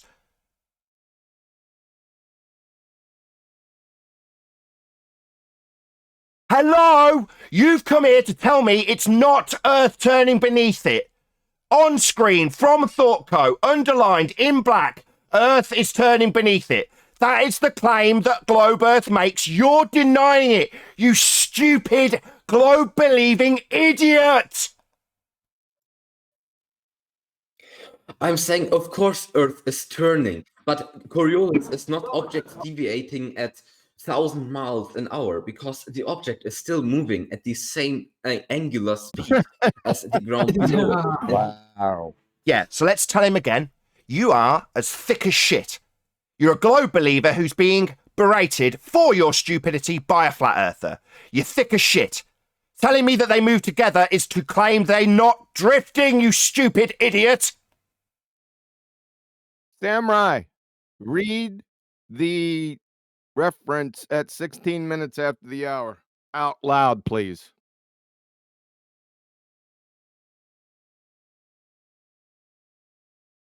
Read it. Once you have, I will rip you a new asshole, Sam. Apparent effect illusion produced by a rotating frame of reference. This type of effect is also known as a fictitious force or an inertial force. You're a dumb fuck. I told you to read the references at 16 minutes after the hour. You will do that. Yeah, you're going to be doing what you're told, dumb shit. We're the flat earthers telling you what to do, and you're going to do it. 16 minutes after the hour, please. Wasn't I doing that? No. I was reading what you posted. No. Read it again. 16 minutes after the hour. 16 minutes after an hour. And then I don't see another one. Then be prepared to be told off by me again, but hopefully with some humility afterwards from you. Okay. 16 minutes after the hour, dude. It's sitting there in bold. Coriolis effect. Hurry up, you stupid globe-believing idiot. I was... Get on with it! How long can it take you to read something, you stupid idiot? Okay. Hurry up! Because you interrupted me. I was reading it, and you said I wasn't reading. Hurry the fuck up, you stupid globe-believing idiot. I'll go ahead and read it. From Physics About, Old Physics About, Coriolis effect is an apparent effect and illusion produced by a rotating frame of reference. This type of effect is also known as a fictitious force or an inertial force. The Coriolis effect occurs when an object moving along a straight path is viewed from a non-fixed frame of reference. Typically, this moving frame of reference is the Earth, which rotates at a fixed speed. When you view an object in the air that is following a straight path, the object will appear to lose its course because of the rotation of the Earth. Here comes the really important part that destroys your numptiness. The object is not actually off its course. It only appears to be doing so because the Earth is turning beneath it. Duh! You don't even know your own religion. So, Sam, would you like to tell me that it's not the claim Earth's turning beneath it, so I can rip you a new asshole for your abject fundamentalist religious zealotry and stupidity of your own claim? First of all, I have a question. I was reading. Not a question! Some fucking humility, you stupid dick! You are thick! You've come here to tell us it's not Earth turning beneath stuff. You were wrong, you stupid idiot. Now you're going to get told off for how stupid and incorrect you were. You're going to be berated by a flat earther with the most venom I can muster, you stupid globe-believing retard. Wrong, retard. Of course, the Earth is rotating. And sorry, you said it wasn't turning beneath stuff. I've pointed out that that's absolutely your claim and it would shorten flight times, and you've come here to deny that that's what's claimed. So first, all flight times are shortened, but the other way around you would expect. Sorry, you're saying flights are shortened in duration? Yeah. You thick shit. Not the way you expect. You thick shit. You think that you have an hour and a half flight time from Charlotte to LA because Earth's turning underneath it? You abject moron. Claim. That's not our claim. Sorry, you're now going to tell me what your claim is, and it's claimed Earth's turning beneath flights. You've just said yes. I point out the effect would be an hour and a half flight from Charlotte to LA, and you say that's not what we're claiming. You are thick. All of you globe-believing idiots are the same as this guy, trapped in cognitive dissonance. And from here on forward, you're going to get somebody with a wry smile like me ripping you a new asshole for your stupidity and globe belief. You don't even understand your own claim, Samurai. You're thick, and I am proud to be the flat earther to tell you so.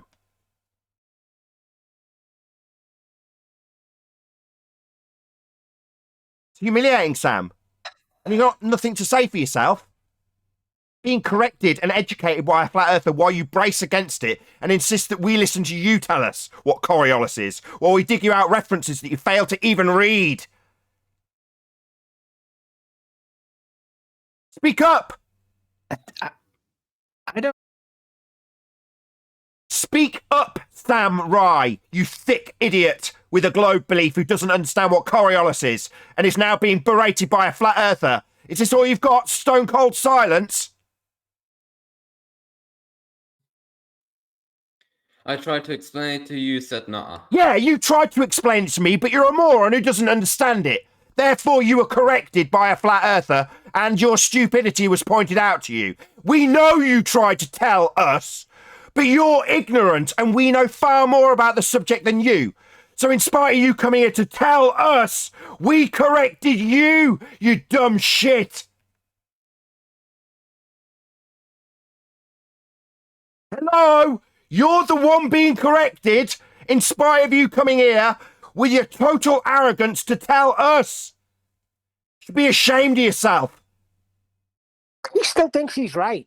Yeah. Like always, these globe-believing fundamentalist religious zealots have their inconsistencies and errors pointed out to them, and they still think they've got the high ground. He still thinks he's justified in telling me he's come here to tell me about how fucking wrong he is. That's what you've done, Sam. Come and tell us how wrong you are, and how stupid you are, for an audience. Aren't you embarrassed, you stupid idiot? You're an embarrassment to globe faith. You understand now that globe is claimed to turn underneath stuff and that would manifest in shortened flight times, you dumb shit? Speak up, Sam! Display your arrogance again and tell us how you've come here to tell us.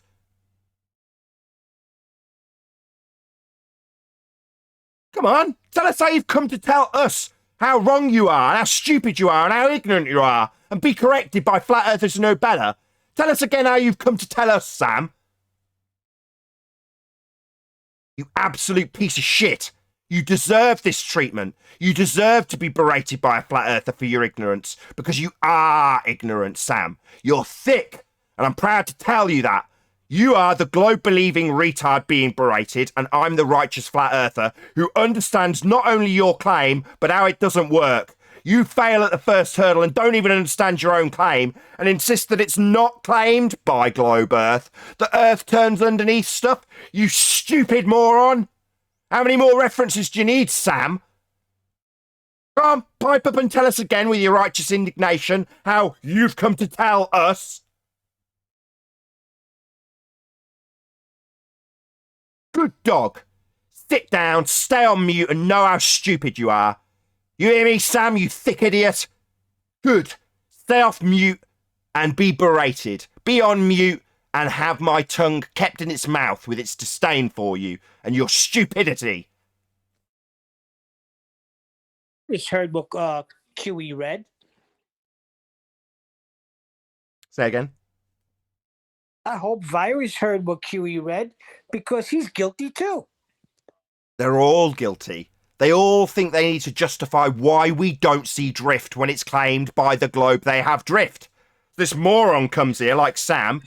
Are you going to interrupt me, Sam? He just reposted. Do you want me my- to respond? He or- just reposted my citation that says the Earth moves east underneath the object. Sam, you came here to tell us it doesn't turn underneath stuff, you stupid shit. No, I didn't. Sorry, it's recorded. Yeah, you did. We are on a recorded show, you stupid idiot. You literally said, "I'm here to educate you." That's what Nathan. you said. Yeah. Nathan, I said multiple times, of course, the Earth is rotating, but the Earth is not, the deviation is not 1,000 miles per hour on the equator, for example. On the No, it's not, because it's not occurring. It would be if it was, though, you stupid globe-believing fundy. It's asserted we would have that effect. We don't have that effect. That doesn't mean it's not asserted that we'd have that effect, you stupid globe-believing moron. Not having the effect isn't proof that it isn't claimed to be there, you stupid globe-believing moron with your cognitive dissonance.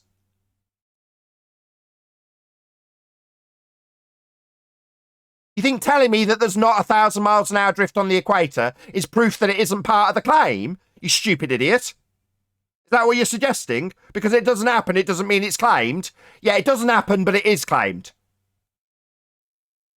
Nathan, from the source of QE, this occurs because as something moves freely above Earth's surface, the Earth moves east under the object at a faster speed. Yeah, That doesn't mean under that the the object object. is standing still. Under the object. At a That's our faster point, you speed. The knucklehead. faster speed is the important part. I Hey, see. knucklehead. It's No, moving it's a bit not. He faster didn't say than the that. object. You're a moron. So, But Sam, it says that. so Sam, objects have their drift accounted for in this description because Earth turns beneath it, correct? Your citation.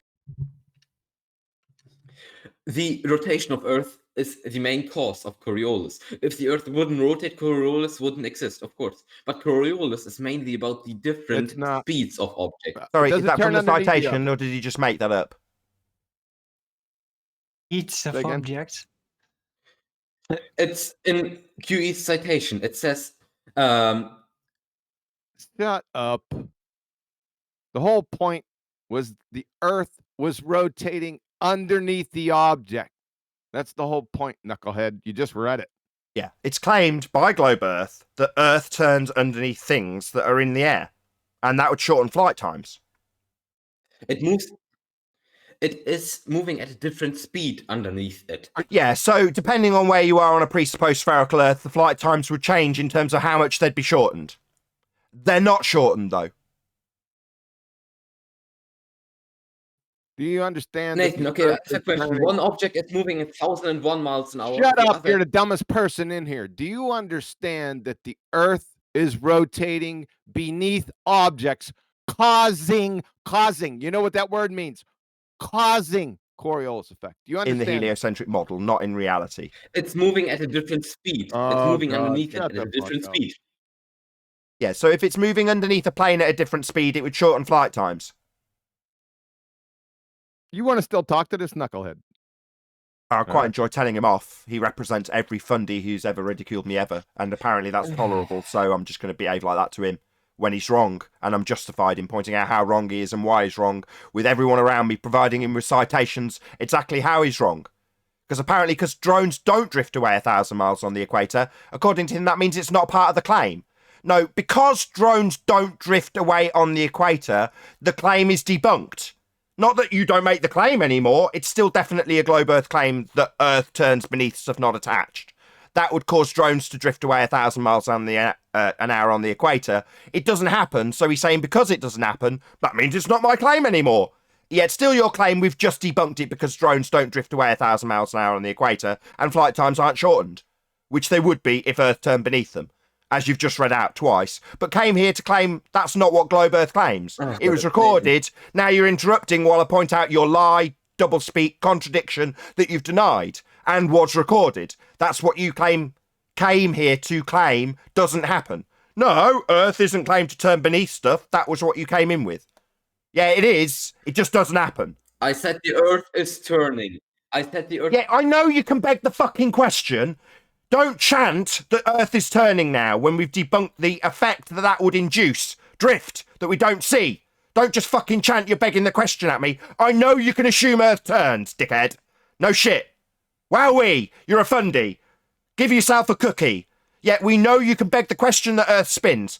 That would induce drift at 15 degrees an hour and shorten flight times. Hello? Nathan, can I ask you a question?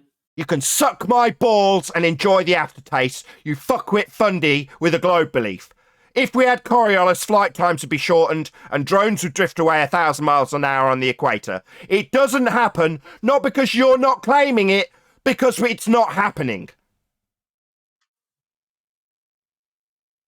Nathan, one question. An object is moving 1,001 miles an hour.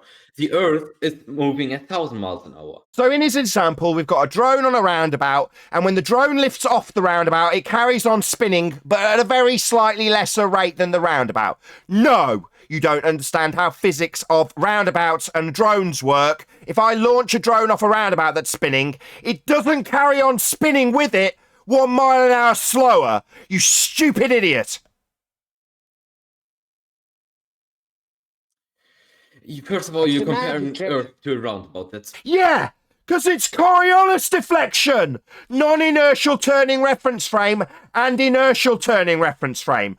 Earth claimed to be a non-inertial turning reference frame. Roundabout is a non-inertial turning reference frame. They're absolutely claimed to be parallel, in example by a turning Earth. In other words, like a drone on a roundabout, it's claimed that it would leave the surface and the roundabout would continue to turn under it. Likewise, it's claimed that you lift off in an aeroplane and Earth continues to turn under the plane, and that would shorten flight times. It doesn't mean that they're not comparable because it doesn't happen. It means that Earth doesn't have this effect. Nathan, you go in a roundabout, you throw a ball up. What will happen to the ball? It'll deflect. It's called Coriolis deviation. As you observe it going up and down, you continue to turn underneath it. It's called Coriolis deflection. Likewise, on a turning Earth with Coriolis deflection, I'd throw a ball in the air and it'd drift away from me. That doesn't happen. Nathan, if you're on a roundabout and you throw a ball up, it will move in one direction, a straight line, because it's not attached to anything anymore. Meanwhile, as I turn underneath it, it appears to deflect because I turn underneath it, giving rise to something described as a Coriolis force. That would be a not actual force, apparent deviation, i.e. the ball you describe going up and down in a straight path seems to curve because on a roundabout, I'm turning underneath it. And for that effect, called Coriolis deviation, to be in effect on Earth, I'd be turning underneath aeroplanes. Doesn't happen, though. We don't see aeroplanes with shortened flight times. They're not drifting because I'm turning underneath them. Earth isn't turning underneath them. Earth doesn't have Coriolis effect. Nathan, we can make predictions and measure this deviation. What deviation would that be then? Sorry, are you now going to give me an example of where we observe deviation on an Earth that turns? Tell me where we observe this deviation on an Earth that's turning. Where are we seeing things drift? Planes don't do it. Drones don't do it. Helicopters don't do it. Hot air balloons don't do it. So what does do it? You're now going to claim Earth turns underneath something to give us drift. What's doing it? Nathan, in 1891, I think it was, someone. Sorry, in 1891, I want something that I can go to now to observe drift. Because planes don't do it, and helicopters don't do it, and drones don't do it. So what does? We have to go to 8. Nathan, this deviation was measured. Sorry, this deviation you're assuming without exampling, this deviation you're assuming that takes place in a model that doesn't occur in reality, this deviation that you claim won't happen because it's not claimed to be happening, you're now going to tell me about this deviation of Earth turning underneath stuff and not tell me where it happens, right? And calculate it without showing it me. Where's it happening? This claim that you were here to tell us doesn't I happen. can show you this calculation. Not the calculation, you stupid moron. What part of show me it happening in reality don't you understand? Are you deaf? Are you stupid? I don't want a calculation. I want to see things drift as Earth turns underneath them. It was done so in a tower. A ball was dropped, and this ball deviated one. Oh, so Earth turned underneath this ball that was dropped then? The ball had a different tangential speed than the Earth rotating underneath. So Earth rotated underneath it then? A different tangential speed to the Earth rotating underneath it? Well, then the Earth would be rotating underneath aeroplanes, and that would shorten their flight. First of all, we've measured this. Sorry, you're ignoring me. I've pointed out that you're now claiming Earth turns under a ball that's dropped in a tower that's in the air for a couple of seconds. Well, planes are in the air for hours and they don't have their flight time shortened because Earth isn't turning underneath them, but you think it turns underneath a ball dropped in a tower. That's a contradiction. Maybe now tell me how Earth does turn underneath this ball that's dropped when you came here to tell me that Earth turning underneath isn't what you claim because it doesn't manifest in planes. So let's be clear. Doesn't happen in helicopters. Doesn't happen in drones. We wouldn't expect to see a drone whiz away at 1,000 miles an hour. And we wouldn't expect Earth to be turning underneath any of them. But we also simultaneously expect Earth to turn under a dropped ball, right? Nathan, first of all, the ball is at a different altitude. So the ball has a speed of, let's say, 500,001 miles. The Earth underneath rotates at a different speed, like we said. So the Earth rotated underneath then. So we're very clear he's now claiming Earth turns underneath stuff at a different rate. Nathan, can you finish? What, the Earth turns underneath stuff at a different rate? Yeah, that's a claim that Earth turns beneath stuff at a different rate, and that would shorten flight times. Because Earth would be turning under them at a different rate.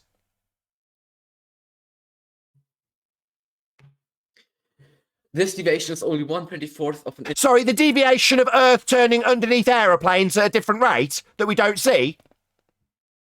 We don't see that. Sorry, this deviation you're detailing doesn't happen.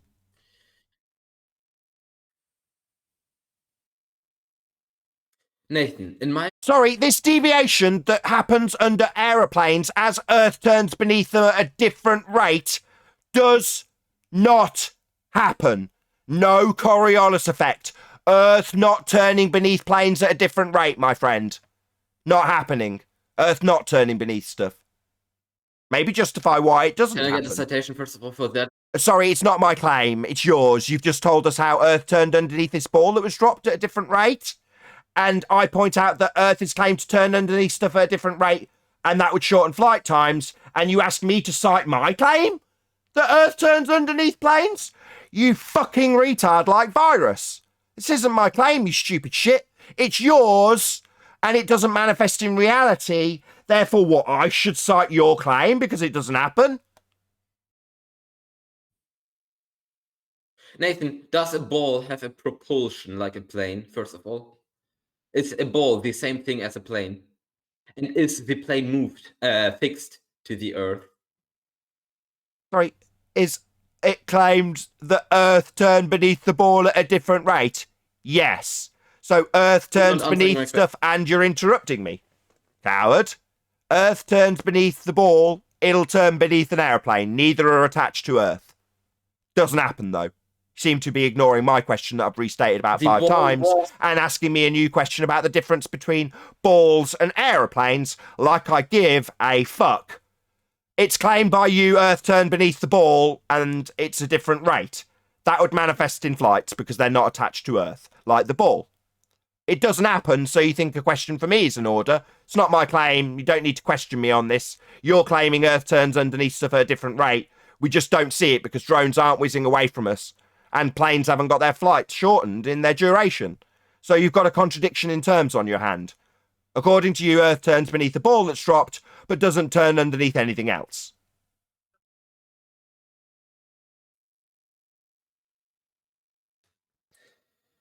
So Nathan, first of all, the ball is first attached to Earth because he's in a tower. The ball is in a tower. But then, as soon the ball drops, it isn't attached anymore to Earth. And a plane leaves the ground, takes off, and was with the ground attached to it by wheels, and then it leaves the ground, and would have Earth turning underneath it if it was turning.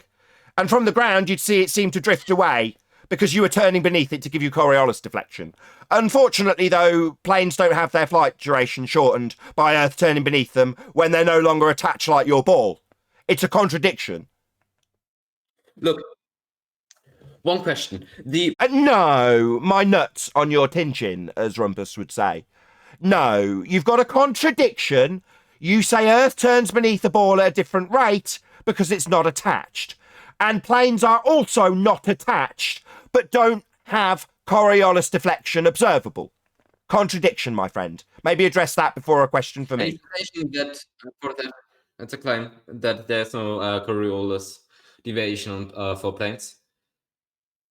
And not the 1,000 miles per hour What the hell are you deviation. talking The about, man? Coriolis deviation, please. Do you The even know where gas you is are? attached? Everyone butt out. The atmosphere is moving with the Earth. Oh, well, then there'd be no deflection then, would there? If the atmosphere was moving along with Earth, then Earth and atmosphere have the same rate as the ball that you dropped, and it wouldn't have Earth turning beneath it at a different rate. So, it's claimed Earth turns beneath stuff. We've got that absolutely and unequivocally clear with this moron who didn't understand his own argument and came here to challenge us on our reassertion of a globe claim. We also had Virus challenging us to prove it as our claim. When it's a globe Earth claim, we debunk. The way we debunk it is as follows. It's claimed by pendulums and gyros that Earth turns beneath them at 15 degrees an hour. It's also claimed by this clown that Earth turns beneath balls that are dropped in towers. And Earth turning beneath balls in towers at a different rate would mean Earth turn beneath aeroplanes at a different rate, and it would shorten their flight times. It would also mean that Earth would turn under drones at a different rate, and they'd drift away from you. That doesn't happen. Nathan, a simple question. One object is moving at 1,000 miles per hour, the other is moving at 1,001 miles per hour. Yeah, it doesn't happen. You can't show me that. This is an absurd example. That's not occurring unless you beg the question of an Earth that turns at that rate. So no, that doesn't occur. You're never going to demonstrate it. Who gives a shit?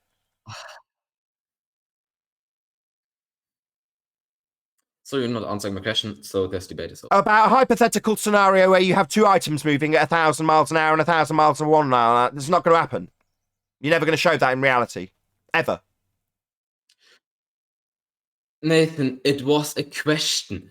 About some hypothetical maths that ignores the contradiction of Earth turning beneath a ball you drop and Earth not turning underneath drones, aeroplanes, helicopters, hot air balloons, or anything else that leaves a non-inertial turning reference frame that is claimed to be an Earth that spins. You're ignoring the contradiction and asking me a hypothetical question about things that move 1,000 miles an hour that I don't give a shit about.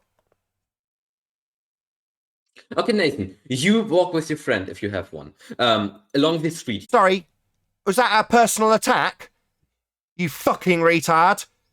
You go away with your brain cell if you've got one, Mr. I don't understand what Coriolis effect is. I don't think it's comparable to show a roundabout compared to Earth.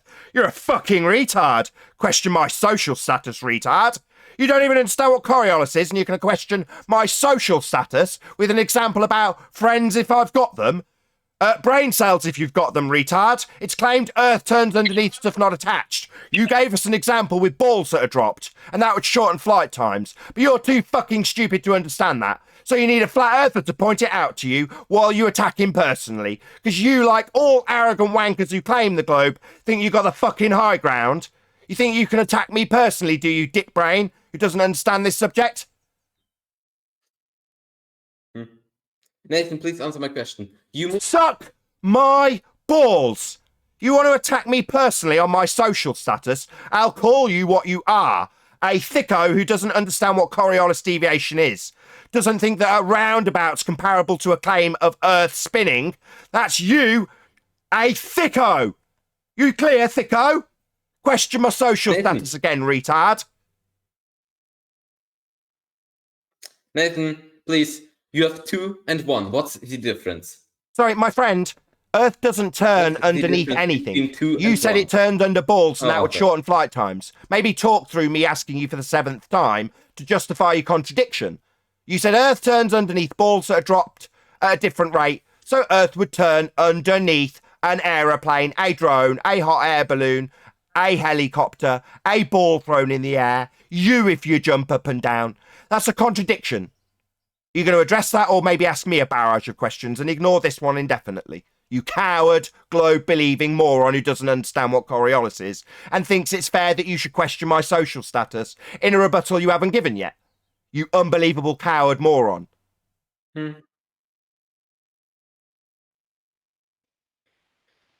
So first of all, Coriolis is happening with planes and stuff, but not in the way you think. Oh, Coriolis is happening. So from the ground, I observe a plane drifting because I'm turning beneath it. So that would be something that would shorten its flight times, me observing it drift because Earth turned beneath it. Doesn't happen. Flight times aren't shortened. Planes don't seem to drift because Earth turns underneath them, you stupid boy. Why are you interrupting me? The dumbest person here. You've just said planes do experience Coriolis. Shut up, you stupid idiot. You don't have the high ground. You're getting continually berated by a flat earther for your ignorance. You've just asserted that planes do have Coriolis. That would be me turning beneath them, seeing them seem to drift. So you're saying Earth turns beneath planes, and that would shorten their flight times, my friend. That's the contradiction you're yet to assert. And now you're saying Earth does turn beneath them, so we see them drift. With constant interruption, because I'm highlighting a contradiction by a clown idiot who believes in a globe and doesn't understand Coriolis, and then thinks it's reasonable to attack my social status. What a clown! You're an embarrassment. Nathan, to continue, could you please answer my question? What? You can suck on my balls. There is no question for me. I'm not making any claims. You claim globes turn beneath balls that are dropped. I point out that would shorten flight times. You say, yeah, we do have Coriolis in aeroplanes. Coriolis would be induced as I turned underneath them, and that would shorten their flight times. 8th time, my friend. Maybe I should answer your question. Maybe the dumbest person here should be in control. No! The flat earther's the one demanding an answer. He's asked it 8 times, based on your claim that Earth turns beneath a ball that you drop from a tower. And Earth turns beneath planes, so we see them seem to drift. That would shorten their flight times. 9 times. Hello? Nathan, contradiction. What's the difference between 2 miles an hour and 1 mile per hour, please? Oh, really? What, in a ball that you drop? Yeah, that would manifest in shortened flight times. I got you don't know. Sorry, did you say you don't know? Nathan. Say my name, bitch. Yeah, you say it. Keep saying my name. So please, I just want to answer my question. I'm asking making this yourself since sound half so an hour. stupid. You said Nathan don't know. Yeah, Adhom. Why don't you just try to understand your own claims before coming here with this nonsense, bro? Like, seriously, you're making yourself sound ridiculous. I'm not even, like, joking or trying to get at you. Like, you actually sound ridiculous. Thick. That's what you sound. Like all globe believers. Thick. Just too stupid to understand how we don't have Coriolis. That's the problem. Just too stupid, Sam. You don't understand Coriolis. Oh, I see. I don't understand a non-inertial spinning reference frame like a roundabout turning beneath an inertial reference frame to cause not actual deflection as you turn beneath it. I don't understand that. No. You are merely projecting your insanity and stupidity onto me. Thicko. Nathan. Say my name, bitch. I do understand Coriolis. Not only do I understand it, without references in front of me, I can recite it nice and concisely as I rip apart your globe belief. The Earth does that. What could you answer my question, please? One object is moving 2 miles an hour, the other is moving at 1 mile an hour. To do it easy, you have 2 apples, you take 1 apple away. How many apples do you have left? He's just talking through you. Yeah, I'm going to say it again. Samurai, what you can do is get the flight data from the planes that go from Rio to Montreal and prove your claim. Show the deviation that you're saying happens in the way it happens through your globiolis. You're claiming globiolis. Interesting. So get the could you please answer my question now, Nathan? You can suck on my balls. Can you suck on my balls now? Come round, paint my house. Yeah, you're not in charge. You're not in the high ground position to demand answers of me, you fucktard. I am. I'm the one who does understand Coriolis. I understand how the globe claims it. I understand how you hijacked the effect, and Brian's trying to detail globiolus, which is what you want to assert. Yeah, we understand every aspect of this argument. We are far more educated in Coriolis than you will ever be, Sam. You are not in the high ground. You are not here to demand questions answered. Absolutely not. What you can do is justify how we don't have the contradiction you're describing. That'd be Earth turning underneath a ball that you drop and Earth not turning underneath aeroplanes to give you Coriolis deflection, precisely as Globe Earth claims, and you simultaneously deny. You see the way, Nathan, when we gave him an actual way of demonstrating his claims, that he completely ignored it, completely, not even mentioned about flights from Rio to Montreal. Completely ignored any demonstration of his claims, any way to back up his claims. All he wants to have is numbers on a page, and he wants the whole world to accept that. Go to a math forum, He you wants to retard. talk about I'm honestly conservation struggling to momentum. see if you... Nathan, I'm honestly confused right now if you don't know what 2 minus... Yeah, you're here to test me, fucktard. The thickest person here wants to test my knowledge. You don't know what Coriolis is. I've demonstrated that for the audience. Everyone around you is giving you citations that provide you wrong. But you still feel like the arrogant fuck that you are, that you need to test me. The arrogance, it's absolutely off the scales. I want to make an argument, what 2 miles per hour... Yeah, you're going to ask me questions. Yeah, no. This isn't a claim I'm making. It's a contradiction you've made. Earth turns beneath ball that's dropped. Earth doesn't turn beneath planes. That's a contradiction. And 10 times you've had it highlighted to you. You think you've got a question for me? He needs a DeLorean. He needs to go back to 1881. We're in 2021 here, and the first plane that ever flew was 1903. Get out. End this thing. This guy's nuts. Yeah, he has no respect, Nathan. No respect whatsoever. Yeah. He still thinks he's the teacher here. The arrogance is off the scales. I'm asking you a simple question to move on with my argument. And you can't answer 2 minus 1. That's... Oh my god. What the fuck? You unbelievable prick. You're going to descend it to that level, you unbelievable bastard. Is that how arrogant you are? You're going to flail in the wind of your contradiction with Coriolis effect under balls that are dropped but not under planes, and then claim that I can't minus 1 from 2? What a wanker. I'm asking you since half an hour. What should I conclude? Sorry, you think this has any relevance to Earth turning beneath stuff as a non-inertial spinning reference frame, and things drifting in an inertial reference frame, you stupid idiot? Fuck off to a maths forum.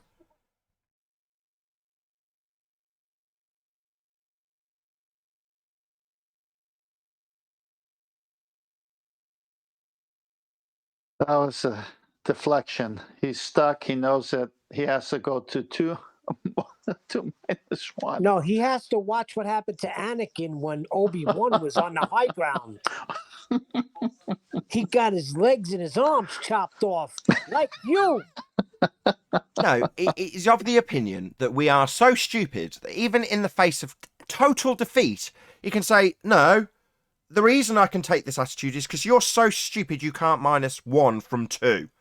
That's why I can take this high ground and feel that I'm totally justified in being the teacher here and ascertaining your level of knowledge. Go fuck yourself, you stupid Mongol. You haven't got a clue about this subject. You don't know what the globe claims. You defend it as not being the claim and then say that it turns beneath a ball, completely contradicting yourself. And then upon 11 renditions of that contradiction, you've got the gall to claim that I don't know how to do basic subtraction. What an outrage! You total prick. Yeah, Nathan, he's after being indoctrinated into thinking that flat earthers are so stupid that even after he has had his arguments handed to him over and over and over and over within the space of an hour, right, he still comes back with the attitude that he can't be wrong because flat earthers are stupid. He can't be. This is what's going on in his head. But he is. Well, he avoided your Rio to Montreal question real quick. Didn't Of even course, acknowledge it. Yeah, because that means actually going and proving your claim. That would be proving your claim. London to Lagos, Rio to Montreal, there's loads of flights. Prove it. Well, that's true. He won't. That brings me nicely onto Quantum Eraser, who got props in the live show for exactly that, Brian. You don't need to get them to go away and do a damn thing. It's written down. It was presented by 10th Man. They claim Earth turns beneath. Pendulums, gyroscopes, footballs, bullets. Just hold them to one of them.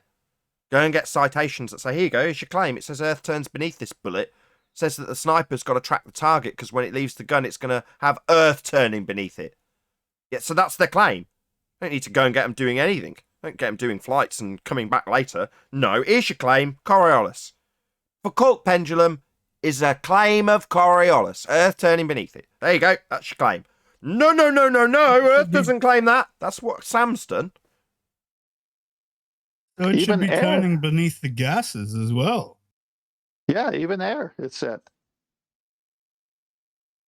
Must be for there to be drift. That's the point.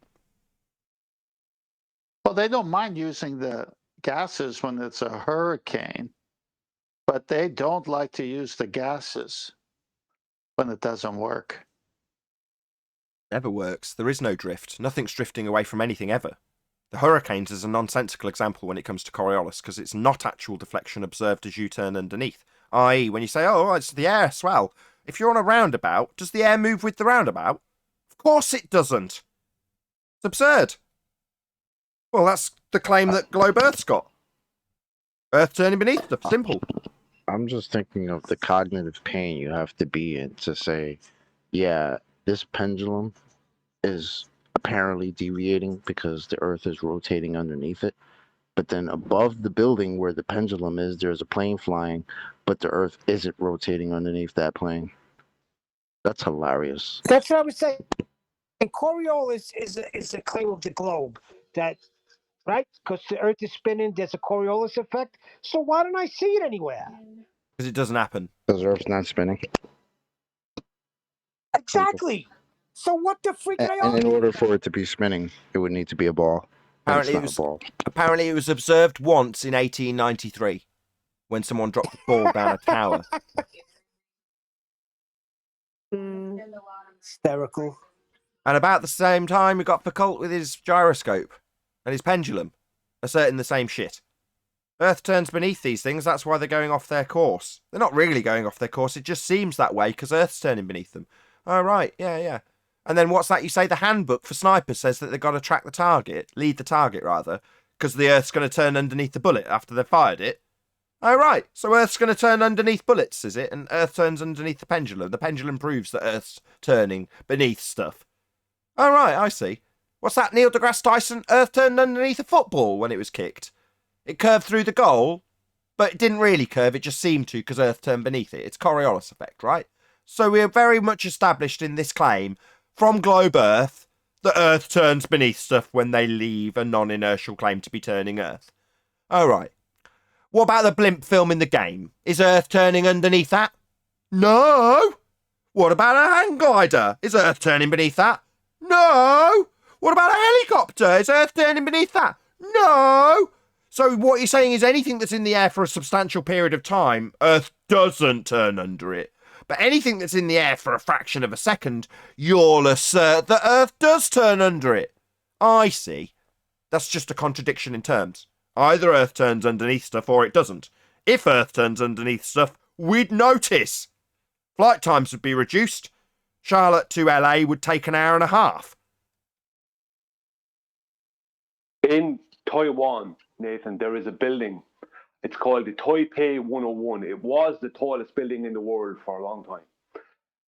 In this building, there is a damper system, an earthquake damper system, which is basically a huge, basically just like a huge pendulum. And the whole idea is that when the earthquake happens, the building moves, and because of the earthquake and the movement of the building, the pendulum within it also will move. And that moves counteracting the movement of the building, so it causes a shudder as opposed to a shake of the building. Now, that stays completely stationary and never moves, because if that was moving, the building wouldn't be there.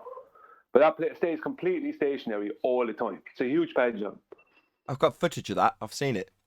Can't quite touch it. You can't reach it from the balcony, but yeah, they have tourists go around it. So you go into that part of the building. It's about maybe 2/3 of the way up, and the pole it sits on is maybe 40 foot long, and the ball itself, that's the bottom of the pendulum, is about 10 feet, maybe 12 feet in diameter.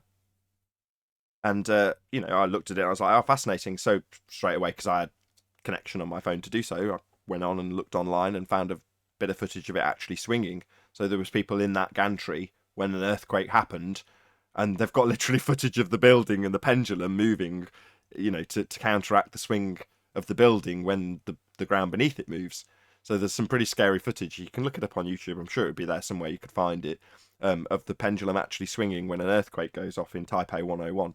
It's an amazing building. There's loads of little like nuggets in that building. When I looked around it, it was a fascinating building. But yeah, as you say, when I went up, it was the tallest building in the world.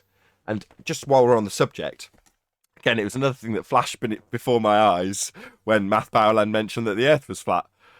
I pictured being on top of Taipei 101 because it's an amazing view. You're looking over the city, so you're looking over the top of skyscrapers. You're looking down on skyscrapers from a considerable height above them, often, the height of the clouds. And you can see forever. You can just see for miles and miles how flat it is. It just looks, because it's all like any city. It's all laid out in little flat squares.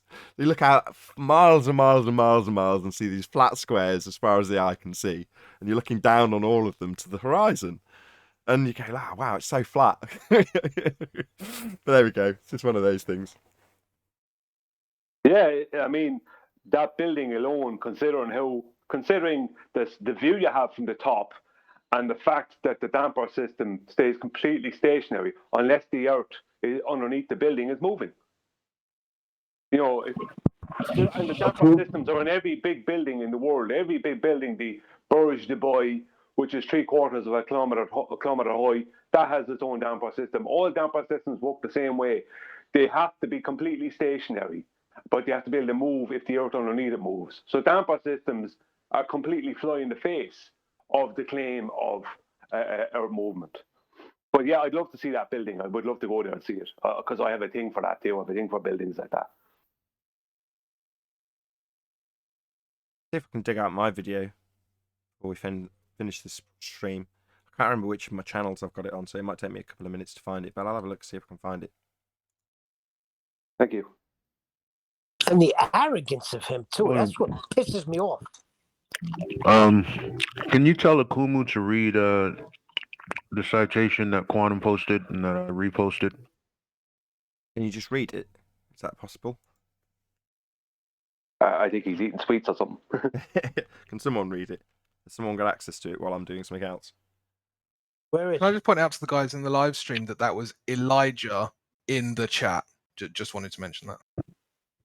Yeah, we know. Thank you. Yeah, because we're having a little conversation. I told him to get on mic. Yeah.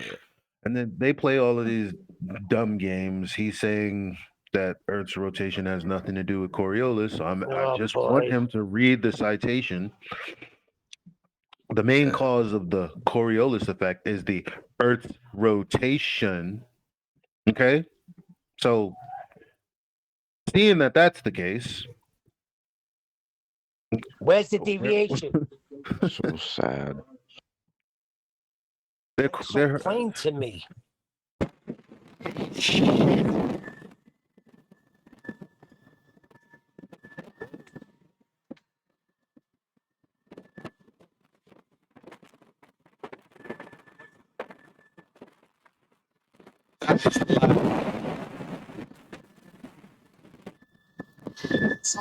Somebody dying.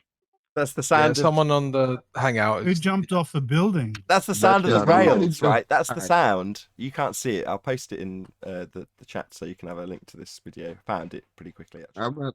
But that's the sound of the rails. So they've got 8 foot, 9 foot rails that curve over towards the balcony that you stood on top of the building on to stop you jumping off, obviously. But when I went up, they'd closed the top of the building because the winds were too high. Now I greased the palm of a security guard and made my way up to the top of the building on my own, right? Which was epic. But then I realised why they'd not let tourists on there that day, because it was really windy. And the poles were making that noise. They were just resonating at that frequency, and it was just absolutely deafening. It was really mad. Anyway, there you go. That was me up Taipei. Everybody was just panicking on here. They thought it was them. It's not me. It's not me. that was the Elijah. that Sorry, was the Elijah. Taipei 101 railing. Cup your mic, Elijah. Cup your mic. Yeah, I thought he was in the underground. I'm like, no, stop it. Is that how I sound? Damn. Yeah, it is how you sound. Yes. I'm so sorry. Never again. I'll be more careful. Maybe not quite that bad, but yeah. Okay, so I've stuck that in Skype if you guys want to look at what it actually looked like. I did show it for the audience's benefit. Thanks, Nathan. Like 12 years ago or something now. Me looking a lot more handsome and young. God, that's depressing. When I was all super fit. Anyway. I created a couple of damper systems myself. Oh, that was just giving me a... I Sorry, just Brian. wanted to finish off my point. Why I was Nathan, good. You go ahead. I was asking the question 2-1 because the difference of the speed of the Earth rotating is 1 kilometer per hour on the altitude 10 kilometers. Yes, I understand that. The Earth yes, I understand that. plane Okay, keep babbling. 1 kilometer. Okay, keep plus. babbling with the same fucking thing. Yeah, I understand you're saying the Earth turns underneath at a different rate. Yes, I understand what you're claiming. So look, Nathan. So how do my balls taste when I ask how the flight times don't have a difference when you're claiming Earth turns beneath them at a different rate? Look, let me make my point first. You've just made your point. Your point being Earth turns beneath stuff at a different rate. Degrees north. No, do you agree that at 10 degrees north, the ground is moving at 1,021 miles per hour on the globe? No! We're not on a globe. Now, I can agree all day that your stupid model you reified does that. But when I ask you to show it me in reality, you're going to tell me all about how it does it in the maths, right? No. They measured the deviation. They did. The ball fell down onto. Mate, I don't need you to circle jerk us around the same fucking argument again. Yeah, we know. We've summarised it with you interrupting us constantly and chanting that Earth turns as we do so. It's been 11 times that I've summarised. You claim Earth turned beneath a ball that's dropped. You've clarified now for our benefit because it benefits us. Yeah, you're claiming Earth turns under it at a different rate. That would shorten flight times. How stupid are you? Okay, Nathan. Not okay. That debunks the claim we spin. The plane, which is 10 kilometers higher up, let's say it accelerated with the atmosphere, then the difference in speed is 1 kilometer per hour. 1 mile per hour approximately, or 0.6 miles per hour to be accurate. So, after 4 hours of flight time, what is the difference? You're of this talking deviation? about Let's say- conservation of momentum. That's not Coriolis. Yeah, it seems you don't understand what No, we Coriolis have is. the plane object. Sorry, Let's say it's okay. stationary Sorry. up there, and Okay, it's hello, moves Sam. at the same speed as the atmosphere. Sam, I've heard you. Yeah, I'll respond. Someone else decided to. So you're asking us about a difference in speeds as Earth rotates beneath stuff, correct? I'm telling you that the difference in speed is only 1 kilometer per hour.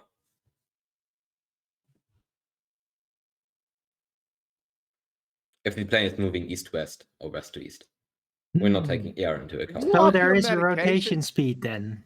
Guys, hello. I'm waiting for him to finish so I can respond to him.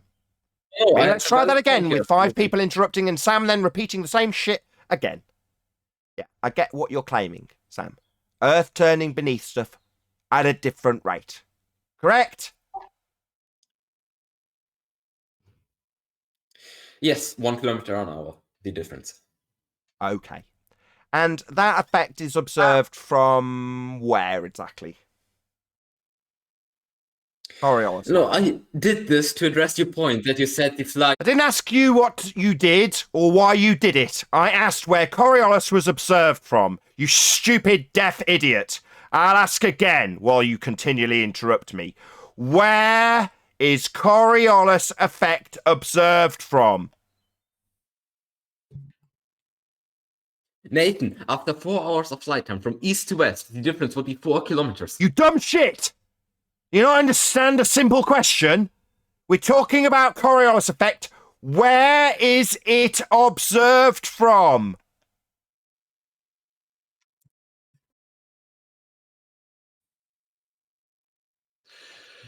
We observed this Coriolis effect in the tower when we dropped a ball and we measured the deviation.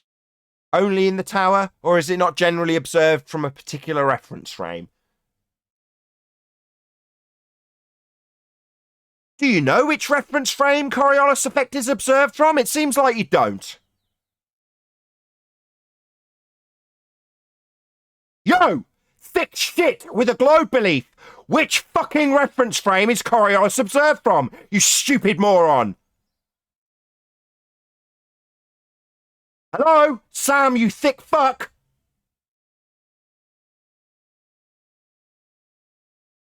You don't know which reference frame Coriolis is observed from, Sam? Are you looking it up on Google, you retard? I thought you were here to educate us. Oi! Thicko! Sam, why aren't you responding? Which reference frame is Coriolis observed from?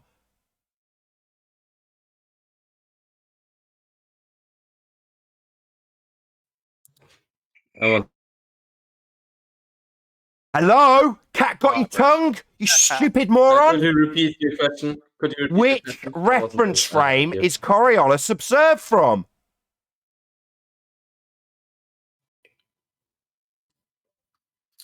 The one on the ground, I would say.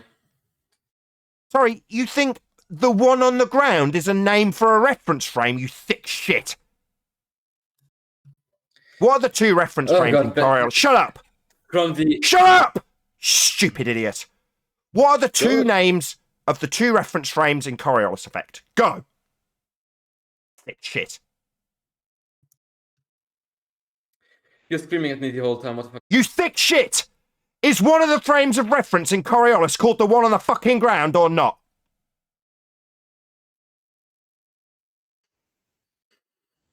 Thick shit with a globe belief. Is one of the Coriolis reference frames labelled, quote, the one on the ground? Thick shit. Thick shit. No. Thick shit. Oh, right, you stupid thick shit. When I asked which frame it was observed from, you said the one on the ground, you thick shit. Why would you say that, you thick shit? Honestly, you're insulting me. Because you're a thick shit, that's why, Sam. Would you like me to educate you on the names of the different reference frames in Coriolis? Because you think one of them's called the one on the ground, you thick shit. Nathan, can I also insult? Can you tell me what the 2 reference frames are in Coriolis effect, something you're here to argue about, and don't even know what the 2 reference frames are called? I'm waiting, thick shit, with the globe I just belief. told you. You told me the one on the ground, you thick shit. You also told me, no, that's not the name of one of them. You thick shit. How does it feel to be told you're thick shit by a flat earther with my righteous indignation in doing so? You are a globe believer who is thick. You are here to debate about Coriolis and you can't even name the 2 reference frames. You unbelievable clown. It's all because you say it. Sorry, what are the 2 reference frames called, clown? Nathan, come on, it's funny. You don't know how to convert me. Oh, it seems that you're now going to launch into an ad hom. What a surprise! Sam Rye, the thick shit, doesn't even know the name of the reference frames. Nathan, you have a triangle with the sides 1, 1, and 1. Talking about something else, you flailing spastic. Okay, you don't know it. Amazing. You thick shit. Oh my god, you literally don't even know what the names of the reference frames are. Kilometers, meters, or You meters? thick shit. You still think you've got the high ground and you're going to launch into a load of ad homs against me? You fucking cunt. You are the thickest person here, Sam. You're not going to launch into a load of ad homs against me, you thick shit. You don't know what the names of the reference frames are, you thick shit. What is this? This is fun. I love this. Laugh it up. You are thick. And you're being told so by a flat earther who knows what the names of the reference frames in Coriolis are. You unbelievable clown, Sam. You've been demonstrated to be stupid and you think you can launch into attacks on me? Oh my god, how unbelievably pathetic. What are the names of the reference frames in Coriolis, Sam?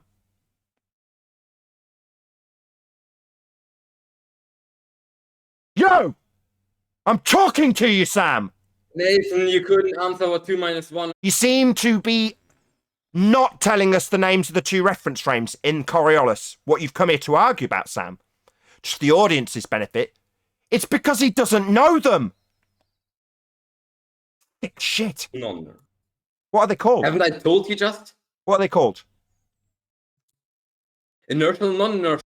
Oh, so not one on the ground then? God damn it. Plead to God as I humiliate you. Oh, That's he right. will. The one on the ground not referencing anything to do with Coriolis effect. Excellent. So, I'll ask my question. We finally got to it, Sam. Which reference frame is Coriolis effect observed from?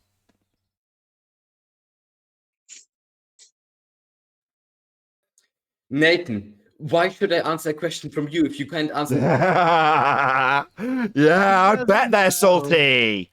Yeah, I'll bet they are. You're a thick shit with a globe belief, with a laughing flat earther telling you how it works and what's what. That's right, mate. Maybe launch into another load of personal attacks against me. Which reference frame is Coriolis observed from, Sam? Then we'll move on to detailing the projectile's differential speeds, based on which reference frame we're going to be observing this effect from. Take your time, my friend. Need it 5 more times, Sam? Hurry up, thicko. Which reference frame, globe-believing idiot, is Coriolis observed from? Why aren't you answering me, you dumbo? Need a bit more time to Google search this? First of all, you stop insult me. I will call you the fucktard you are. You don't even know the names of the reference frames. You had to look it up on Google while I spent 5 minutes berating your dumbass. Yeah, I will insult you with absolute justification, you thicko. Tell me not to again so I can do it with total justification again. Go on, ask me not to insult you so I can call you a thick shit who hasn't got a clue what he's arguing. Plead to God for me, Sam, you pathetic globe-believing slime.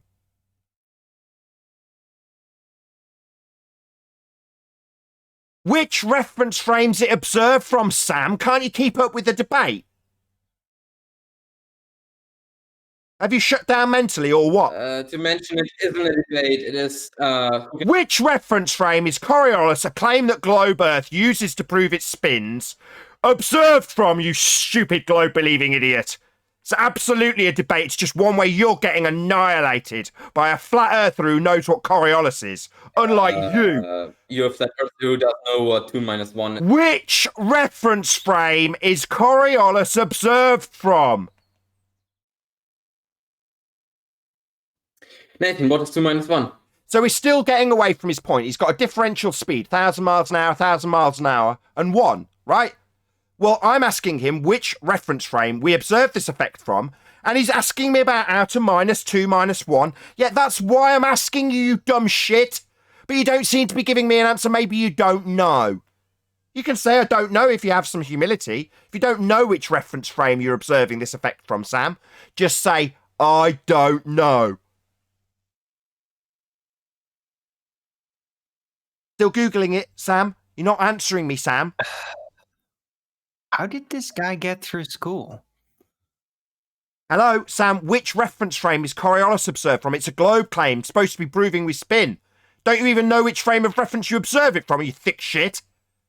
Why is it that I am in this position to call a globe believer here to defend something that's supposed to be observably obvious? We're supposed to be on a sphere, right? It's supposed to be spinning. We're supposed to have proof of it, and we're all supposed to know it's true.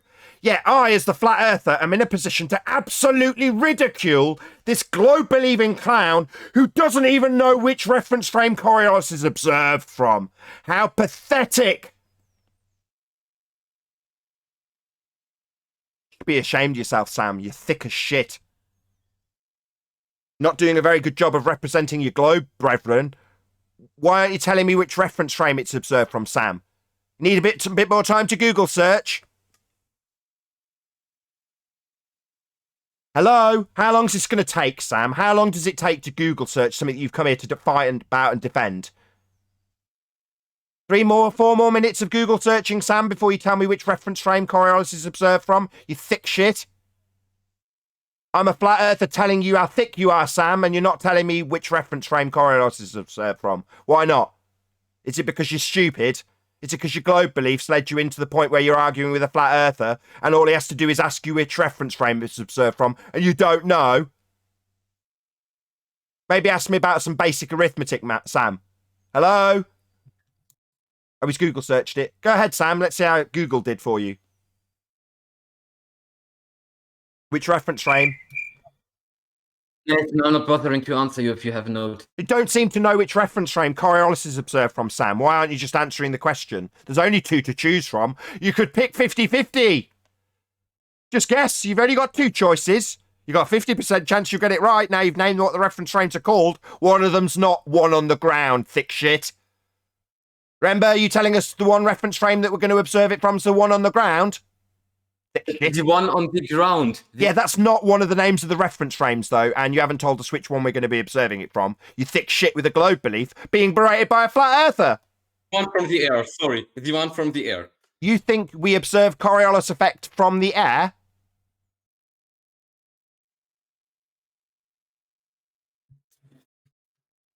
I think we observe it from a plane, to be honest. You think we observe it from a plane? Don't seem to know.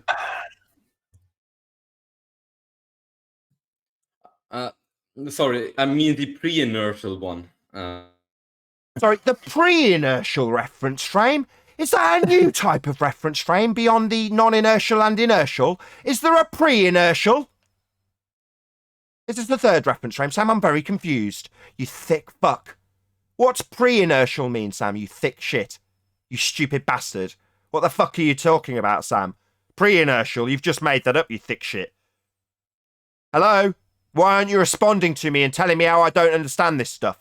What the fuck is pre-inertial, you stupid globe-believing clown? You don't seem to be detailing pre-inertial to me, Sam, you stupid idiot. Is Google failing you? What's pre-inertial, Sam? You're the righteous glober, right? You know this stuff, right? You're here to tell us what's pre-inertial. Sorry, I misquoted. I mean the post-inertial. The post-inertial. Post-inertial? What the fuck's that? So we've got non-inertial, inertial, pre-inertial, and post-inertial. That's wrong. You don't know what Coriolis is. You're thick. Okay. Which of these reference frames is Coriolis observed from? Which of the 4, given that Coriolis only has 2, which of these 4 you've just listed, you stupid idiot, is Coriolis observed from, Sam? You still haven't answered me. It's been about 15 minutes. What a Only 2 thicko. of them exist. What a thicko. Thicko doesn't know which reference frame you observe Coriolis from. What a thicko. Why are you here arguing this, Sam? You don't even know the answer to this question. The mid-inertial one? The mid-inertial one? You've said it with an upward inflection. Is that your final answer? Inertial one? Question. Are you asking me? Yeah, ask me to educate you. Don't just offer the answer with an upward inflection, you thick shit. You can respect me and ask it as an actual question. You can say, is it the inertial reference frame, Nathan? You can ask it as a question. I'm guessing. I'm not scrolling. No, you just infer it as an answer. So I'll take your answer to be inertial reference frame then. So in answer to my question, which reference frame is Coriolis observed from? Your answer is inertial? Post-inertial. Sorry, I'm waiting for Sam to say yes. Pre-inertial. Sam, now everyone else shut up. Everybody else shut up. Sam, you've said inertial with an upward inflection. Is that the answer to my question? Maybe it's also intermediate inertial frame. That sounds very vague. It sounds like you don't know, you stupid globe-believing moron. It's just a simple 50-50 to guess inertial or non-inertial. Not pre-inertial or post-inertial. You stupid idiot. But you're still yet to answer. It's been about 18 minutes since I asked you this question. A lot of Google searching, a lot of silences, a lot of me justifiably calling you an idiot. But you still haven't answered. You've said inertial with an upward inflection. And I'm asking, is that your answer? Stupid idiot. No, I said pre-inertial one with upward. So you think the pre-inertial reference frame is where you observe Coriolis from? That's wrong. You are thick as shit. How does it feel to be thick as shit? That proves he doesn't know what Coriolis is. How does it feel to be told by a flat earther that you are demonstrably thick as shit? That's wrong, Sam. Don't seem to be responding to me with your cocky arrogance about how you'll be telling us what's what. You don't seem to be giving us the correct identified reference frame for the observation of Coriolis. You don't know anything about this subject, Sam. Why are you even here with your arrogance? You don't understand this subject, Sam. You're not telling us which reference frame we observe Coriolis from. You've got it wrong, and you've invented 2 new reference frames. You're thick. How embarrassing. Yeah, maybe deploy the inertial one? Maybe. Dude, I don't know. Is that your final options. answer? You don't seem to know, Sam. You're not giving us an answer in any sort of affirmative. You're not saying it with any assurity in your voice. An upward inflection would imply you haven't got a fucking clue. And we know that. We know you're stupid. I'm very pleased to be pointing that out for an audience. You're thick, Sam. You're a globe believer who thought you could come here to challenge us with your righteous indignation. And you took the high ground. And when demonstrated to be wrong, you thought you could attack me personally. And all that's happened is we've had, what, 3/4 of an hour of me berating you, and totally justified in doing so, and pointing out how stupid you are, and how little you know about Coriolis effect, how you defend the claim as not being the claim. All of these things have had to be pointed out to you, the globe-believing idiot, by me, the righteous flat earther who knows about Coriolis effect. I certainly know which reference frame it's observed from. It's demonstrable on a roundabout. Maybe the Euclidean inertial reference frame? I'm honestly not sure about it. Or the 4-dimensional Not one? sure? Not sure, fuckwit. You mean you don't fucking know? Oh, well then allow me to educate you, Sam. I know you don't know, Sam. I knew it before you said your first words here. We know you don't know what it is, Sam. Maybe interrupt me while I tell you. It's okay, lad. We know you don't know. So now you can sit down, put your feet up, and have the flat earther who does know educate you. So we all clear what's going to be happening, Sam. I will now educate you on which reference frame Coriolis is observed from, because you don't really know, do you, Sam? Do you want to just confirm what you've just said? That's that you don't really know. Not that we need you to confirm it. We already knew that. Maybe tell me how you are here Of course, to I know the educate us. inertial reference frame is the accelerated. Reference. Sorry, you want to start detailing about stuff you don't know about now, do you, dumb shit? How fucking dare you? Sit down, don't tell me about Coriolis effect. You don't really know, do you? You're going to try and now pretend that you do? Which reference frame is Coriolis effect observed from, Sam, you dumb shit that's now going to babble on about what he knows about Coriolis? You don't know. We've already established that, you arrogant twat. So, let's hear it again. I don't really know. Hello? Get the fuck on with it, you dumb shit. Repeat yourself. I don't really know, do you, Sam? Maybe isometric reference? Maybe you don't fucking know what Coriolis is, but yet you think you can challenge flat earthers on it, right? I have no clue what Coriolis is. You're true. Mumble to me. No, I want to hear it loud and clear like the dumb shit that you are. I don't really know which reference frame Coriolis is observed from. Let's hear it loud and proud, dumb shit. Let's hear you, the globe-believing idiot, telling the world just how little you know. We've already had it once. I now need it repeating before I educate your dumb ass. I don't know. Chop, chop, Sam. Hello? Either tell us which reference frame it's observed from, or admit again, for clarity for my audience, just how little the globe believer knows about Coriolis. Let's hear it, Sam. Hello, Sam. We're waiting on you, the dumb one who doesn't know the answer to this. We just need a clear acknowledgement, a repetition that you don't really know, and then I'll educate you. Yeah, Sam, that's right. Some humility is required, Sam. That's right. You've got to actually, loud and proud, admit you don't know what you're talking about. Come on, Sam. Have some humility. All of the people around you are going to be really proud if you can do it for them. Just say with a little smile, yeah, you're right. I didn't have a fucking clue. Yeah, I thought I knew what Coriolis was. But all it took was you to ask me which reference frame it's observed from, and this is where we're at. Right, Sam, you dumb shit? How do you feel about telling us that you're here to educate us, Sam? Do you feel like a total wanker? Don't seem to be answering me much, Sam. You just seem to be sat there in dumbfounded silence. Shut down mentally, maybe. Have you shut down mentally, Sam? Certainly seems to be the case.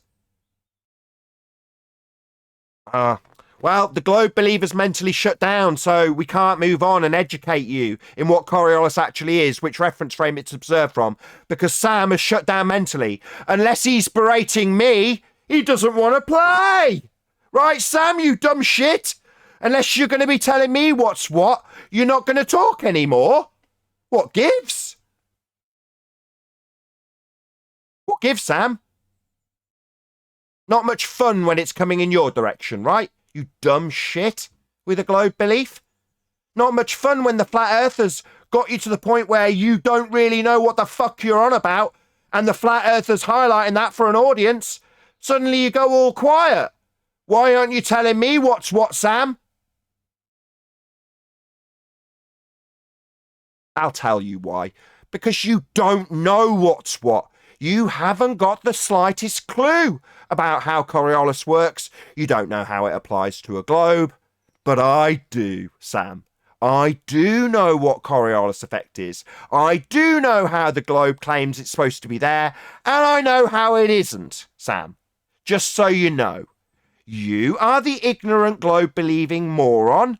I am the righteous flat earther who understands Coriolis. I hope we're all clear. And in the face of that, Sam can't even give us a little whimper of an acknowledgement because he doesn't have any balls, doesn't have any humility, and certainly doesn't have any respect for me, which is why I have no respect for him. I'm done. I feel like Nathan. if we made some flat Earth nursery rhymes for some of these globers, like it could eventually help them catch on to reality. Hell no. Nah. If this is not gonna help them, nothing will. He had the pick of two things, and he was just trying to figure out another option. He had two things to pick from. This is just total mental breakdown. I wonder if he realized. He was trolling. I'm about to say, are y'all really that slow, no, bro? he's not trolling. Really? He's not trolling. Really? No, I what think he he's was doing. seriously confused. Oh no, what he's doing, and this was trying to come in at the start there after Nathan. What he's doing, Nathan, is a tactic the ballers have, where when they're cornered and they're shown to now have a clue about what they're talking about, or to be just completely wrong in their original claim and statements, what they do then is they try and turn it into they were only trolling all along. Instead of admitting they were wrong or accepting defeat or whatever and showing some humility, instead they try and turn it into trying to make the audience make it seem to the audience that they were only trolling all along. Like, so that means they weren't wrong. That's what I thought too. Yep. You're so wrong. You're so wrong. No, you don't do it. You Okay, don't do it, Hack'em Virus. Well, hang on a second. Let's Virus is address always that some. trolling. I heard him. Yeah, but he's I not heard like- him. I counted at least 6 reference frames in his discussion. 6, maybe more. So he was trolling. Come on now. Yeah, but that's only when he after was. it was pointed out by Nathan Yeah. that he didn't know what he was Yeah, talking can't about. be this slow, He bro. had two. Hang on. When things it was pointed out by Nathan, that he didn't know what he was talking about, suddenly he started trying to pretend he was trolling because it was obvious he didn't know what he was talking about. He couldn't knew what say he was the correct talking reference about. frame, and even if That's he right. could, he wouldn't. He wouldn't say it, He and knew the what reason he he was wouldn't say talking it about. is because Yeah, he then- knew what he was talking about, like you know what you're talking about, Mr. Yeah, I Change know what your I'm talking pants about, and don't too. leave them, you friggin' bozo. You're another one. Where's that you gonna- extremist idiot at? Why don't you give us an education on friggin'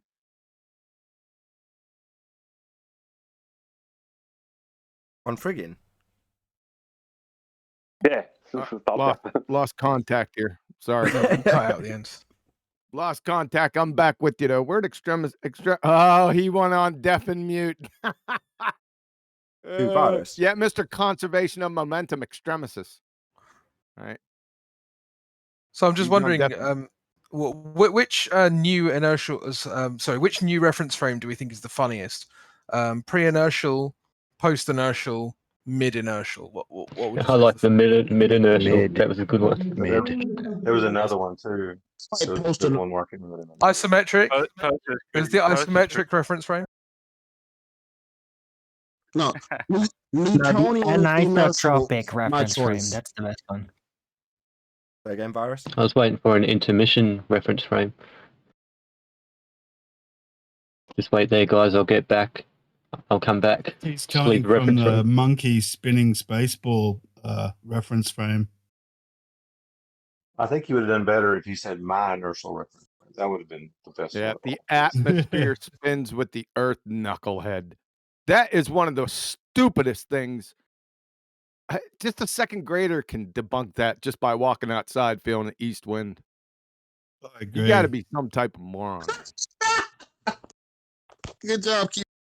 Just Yeah. the thought of gases But I thought that magnetics chasing could make around it. the Earth at the same. Forget it. Let alone the gases being there in the first place. Fucking bozos, man. All The of them. level we're at. Yeah, when we get to the point Yep. that they've lost, we It's get logical insanity. we get stone cold silence. He spent the whole time thinking, I'm on my pedestal telling you what's what. And then when it gets to the point that, oh, right, so you've been proven you don't understand what's what, he just goes on deafen or just disappears completely, goes silent. You're like, all right, I see. That's how it works, is it?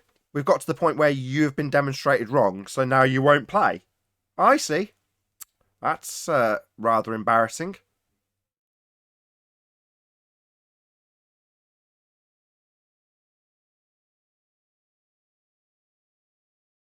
Well, he'll definitely just be pulling the troll card, but as Old Matey was saying, I agree with that. He just realised to push the troll talk, because he knew he couldn't say anything, and that's what he's going to tell his mates or tell anyone who he's talking to.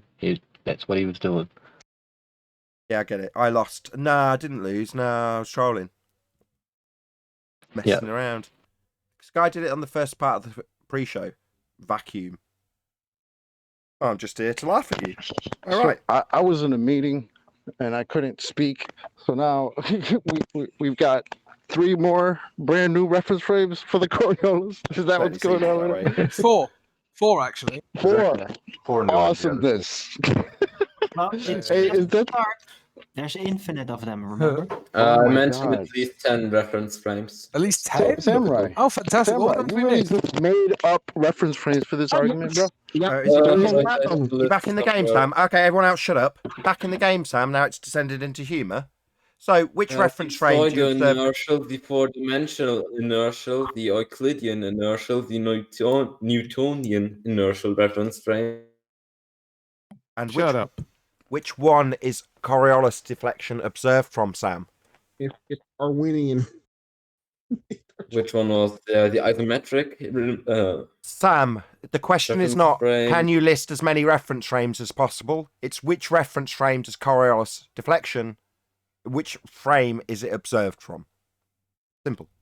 Yeah, the non-inertial from the ground, but doesn't matter. I'm talking about the post and pre-inertial reference frames. So it's observed from the non-inertial reference frame.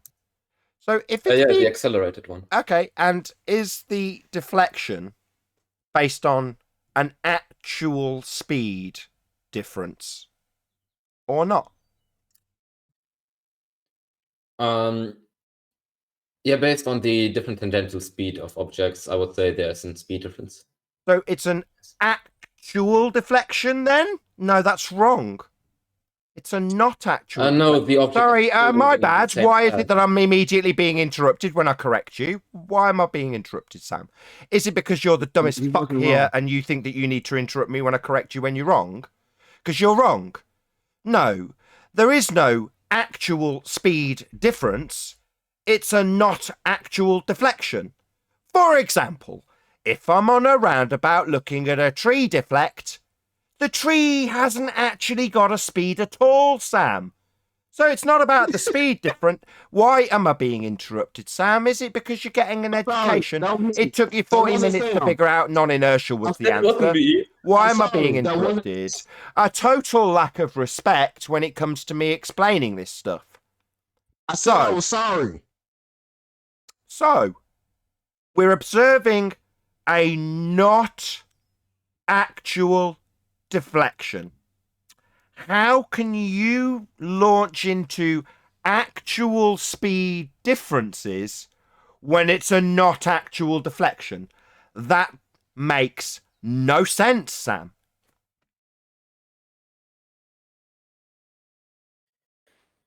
So basically, I want to mention that the object is moving at the same speed and path, but this deflection occurs because the ground below it is moving at a different speed.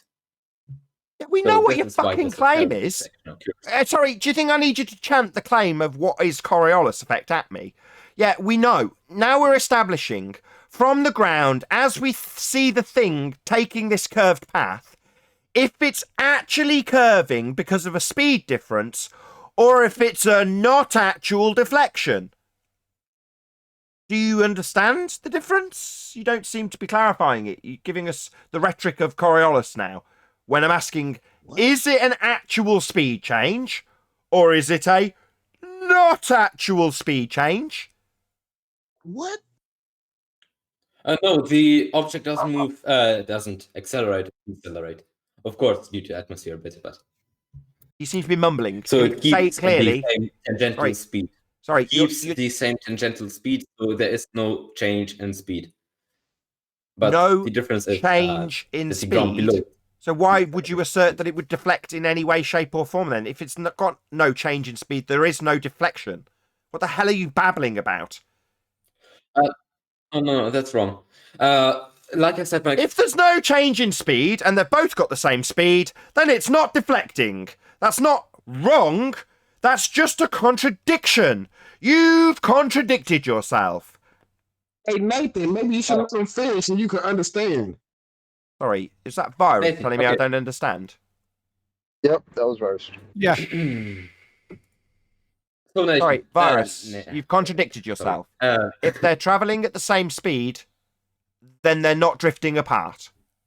And I'm asking, if they So, Nathan, are... you seem to be interrupting me again while I gain clarity. So if they are drifting apart, is it because there's an actual speed of the drift, or is it just merely an effect that seems to happen but isn't really? Is it actually having a speed change or not? You're saying 1000 compared to 1001. That's a difference in speed. And I'm asking, is Coriolis actual differences in actual speed, like you're asserting, or not? It's a difference in actual speed between the bullet, for example, and the ground below it. So if you shoot a bullet northwards from the equator, the ground below it will move slower as further you go on. For example, in the 10th latitude, it will the ground will only move at 1021 miles per hour. And then at 20 degrees latitude north, it will move at 974 miles per hour. But the bullet will stay at the, let's say, 1040 miles per hour, which it had on the equator. And that's why this deviation occurs. That's not Coriolis effect.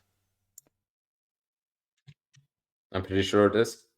Yeah, that's not Coriolis effect.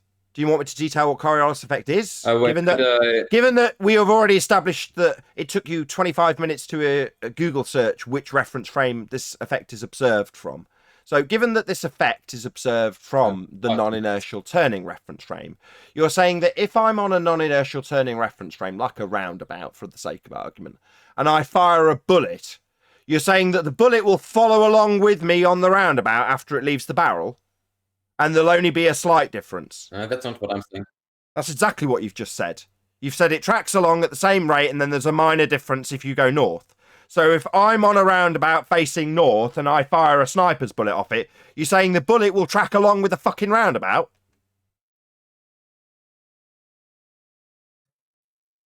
Cat got your tongue? What could I get off Lite? Yo, has cat got your tongue when it comes to my example transposed onto a roundabout? Does this not happen on a roundabout then?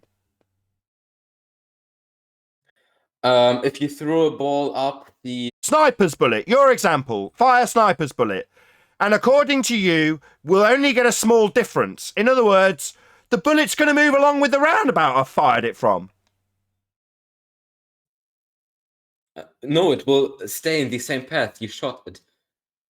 So it won't move with the roundabout? The bullet doesn't care about anything, but the ground below it changes. And that... I see. So it doesn't care about the ground beneath it turning then. So it doesn't move along with the ground. It just moves separately of the ground moving beneath it.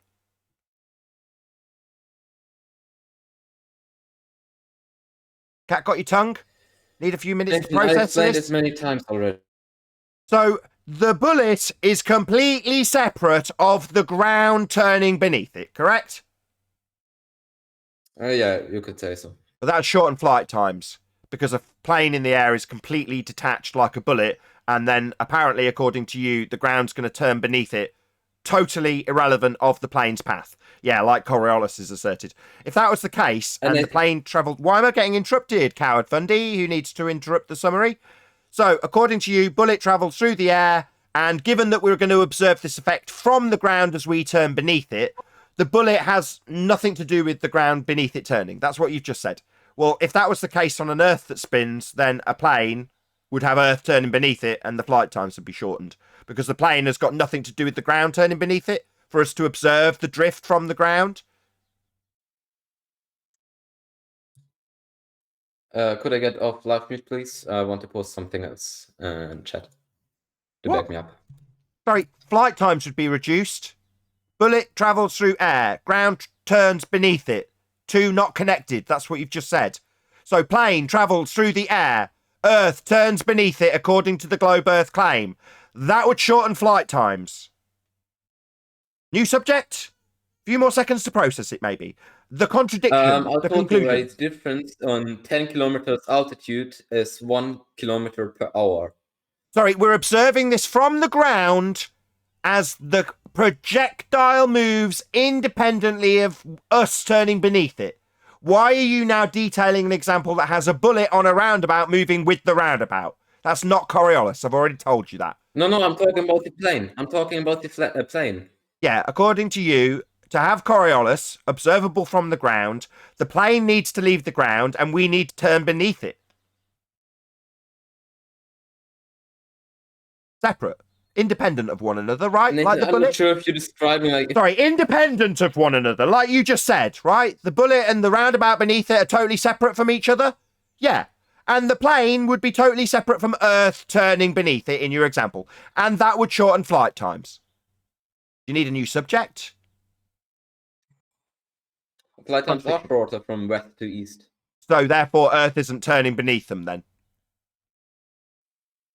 But flight times are shorter. Sorry, so therefore Earth is not turning beneath them for us to observe Coriolis effect then? I wouldn't say so. Well, then we don't have Earth turning beneath stuff to give us Coriolis effect then. So there is no Earth-based Coriolis effect. Earth is not turning beneath stuff. We do not observe this effect. Earth is not turning. Chant Nathan, for me. The citation Chant for me. Chant. Chant that it is. Chant that it is turning. Chant for me. Chant for me. Chant for me. Chant that it is turning. Nathan, could I first get off live stream? I would like to put something in chat. Sorry, Please, if we have Coriolis, we're observing planes drift because we're turning beneath them. And according to you, you wouldn't expect that to happen. So you wouldn't expect to see Earth-based Coriolis then. Yeah, we're all in agreement now. Good. We're all in agreement. We would not expect to see Earth-based Coriolis, even though it's asserted to be the case with pendulums and gyros and bullets and footballs. We wouldn't expect to see it in a plane, though, even though that's what should happen if we were turning. We're not. It happens. Chant for me. Chant that we're turning anyway. Go on, chant for me. God. We are You're saying the flight times would be shorter? Of course they are, but not significant. Sorry. So you're saying because the difference is 1 kilometer per hour. 1 kilometer per hour. So in 4 hours. Right, we've covered this. Do you need to chant round in a circle? Coriolis is observed from the ground. Did you forget 10 minutes ago when I covered this, you thick shit? Do you need me to repeat it, you thick shit? Coriolis is observed from the ground as you turn beneath stuff. We got to the point only about 3 minutes ago where you very clearly made it explicit. The bullet turns not because you're attached to the roundabout, they're separate from one another. Therefore, plane separate from a turning Earth, and for us to observe Coriolis, we are turning beneath it. That negates your I've got a 2 differing speeds thing. No, not actual effect, mate. We covered this about 5 minutes ago. Thick? Short memory? Cognitive dissonance? Which is it? Hello? Thicko? Covered this. Observed from the ground. For your effect. So Nathan, that's why. So it's observed from the ground. Because it's observed from the ground, not actual deflection. Hello? Maybe an acknowledgement. Maybe talk through me constantly and ignore me. Maybe talk through me constantly and ignore me. Observe from the ground, mate. Your effect on a globe Earth is Coriolis. That's observed from the ground. We're not talking about the plane and its differences and how little they'd be, because it's not actual deflection from the ground as you turn beneath, not attached, right? Like when you explain that to me with the bullet on a roundabout, not attached, separate. Yeah, that's Coriolis, mate. We've got that. I know it's a slow process with you Googling stuff you claim to know but don't. But we're there now. You understand that for Earth to have Coriolis, it'd be turning underneath planes, so we could look up at them and see them seem to drift as we turn beneath them. So from your side of this argument, you can't now launch into what the plane does, because that's not Coriolis. And your globe Earth claims Coriolis. Me, on the other hand, I can say if you've got Coriolis, observable from the ground as we turn beneath stuff, that would shorten flight times. Now, when you rebut that with, but the plane is doing this, that's not Coriolis anymore, and we only care about your globe claim that we do have it, not your justification for why you don't. We all clear? Nathan, I have measurements for this deviation. So you think we need the circle jerk fundy, roundy round, dosey-do, where you tell us about the measurements of something that doesn't occur? Sorry, you've got measurements for not actual drift we're not observing in aeroplanes, my friend. We're not observing it. Earth's not turning beneath Nathan, aeroplanes for us to see them drift. A citation for that, first of all. Sorry, you're now going to try that one? Wow, we're getting through these quickly. So now it's, I've got to prove my claim that Earth turns under planes? You abject clown. It's not my claim, dipshit. Hello, Simon Dan. Notice how he's used your trick? Well, go and get me a citation for your claim Earth turns under planes. Yeah, I'm a flat earther, mate. I don't think Earth spins. I'm not stupid. I understand what Coriolis is and how we'd have to be turning underneath aeroplanes to observe it. Now, that's me debunking it, thick shit, not claiming it. Hello? I don't need to cite my debunking of your fucking claim. Hello. Yeah, you need Earth to turn under planes, and it doesn't. That flight times should be reduced. Yeah, because to observe Coriolis, that would be planes seeming to drift, because we're turning underneath them, then we'd be turning underneath them, my friend. The important word is at a different rate. The different rate is an important word. Yeah, to have Coriolis, we're on an Earth that's spinning, looking at planes, drifting, because we're turning underneath them at a different rate. Yeah, that's fascinating. It's just a shame it doesn't happen. Oh, this guy is thicker than Ed. They're all That as makes stubborn. Ed sound smart. They can't quite believe it, right? Nah, we must be spinning. Can't possibly be the case that this flat earther is whipping me around with my non-understanding of Coriolis and telling me how it doesn't happen, pointing out that the claim that we've got Earth turning underneath stuff to cause not actual deflection would shorten flight times. And when he tries to justify how it doesn't occur, I say, who cares? Your globe claims Coriolis only observable from the ground, so your justification for why we don't see it is irrelevant. You need to see it. You need planes to drift. And for them to do it, we've got to turn underneath them, and that'll shorten flight times, and it doesn't happen. End of your argument. I know it sends your brain into total overdrive, because you still think you're on a spinning sphere, you abject clown. I think we should move on from Coriolis and go to gravity. What do you think? Another reference point for the Yeah, you argument. think we should move on? Do No. that. I don't think we should. I think you should understand that we should be turning underneath aeroplanes for us to observe them seem to drift. That's the claim Earth had. You were all for telling me how I didn't understand this stuff. Now you want to move on. Now I've got to the point where your claim that Earth turns underneath stuff for us to see it seem to drift would leave flight time shortened. Yeah, you've got nowhere to go from there. We've debunked Earth turning. Moving on. No, not moving at all, mate. Earth's not spinning. We'd see drift. It's like a rookie coming into a gym and challenging the champ. We'd see drift. Hello, we'd see drift. We'd see drift. We'd see the planes drifting and the helicopters drifting and the drones drifting away 1,000 miles an hour. Something you denied? Yeah, we'd see that and we don't.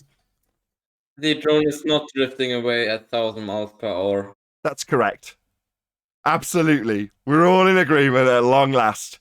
Earth is definitely not turning. Drones are not drifting away at 1,000 miles an hour at the equator as we turn underneath them to observe Coriolis effect. They'd need to be drifting away at 1,000 miles an hour for us to observe non-actual deflection called Coriolis effect, but according to Sam, he now understands. That's not happening. We don't have Coriolis effect. Move in lockstep with the Earth, Sam. How the hell does that happen? Took a long due to friction. Sorry, you're now justifying why we don't have drift? It seems that Sam has gone in this circle jerk twice in the last 3 minutes. Sorry, if Earth and atmosphere travel as one, then you're not observing things move away from you as you turn beneath them. So you're saying you fire a bullet on a roundabout and the bullet moves along with the roundabout? That's not Coriolis, Sam. Didn't we cover this about 7 minutes ago? You thick shit. Wait, wasn't he the one telling us about this ball falling from a tower that was apparently deviating as well? And now he's Yes. got them moving together because it doesn't happen. He's pointed out that drones don't drift away at 1,000 miles an hour on the equator, and is now justifying why it doesn't happen. So he's now arguing for there being no drift. What a thicko. Yes. That's a shame.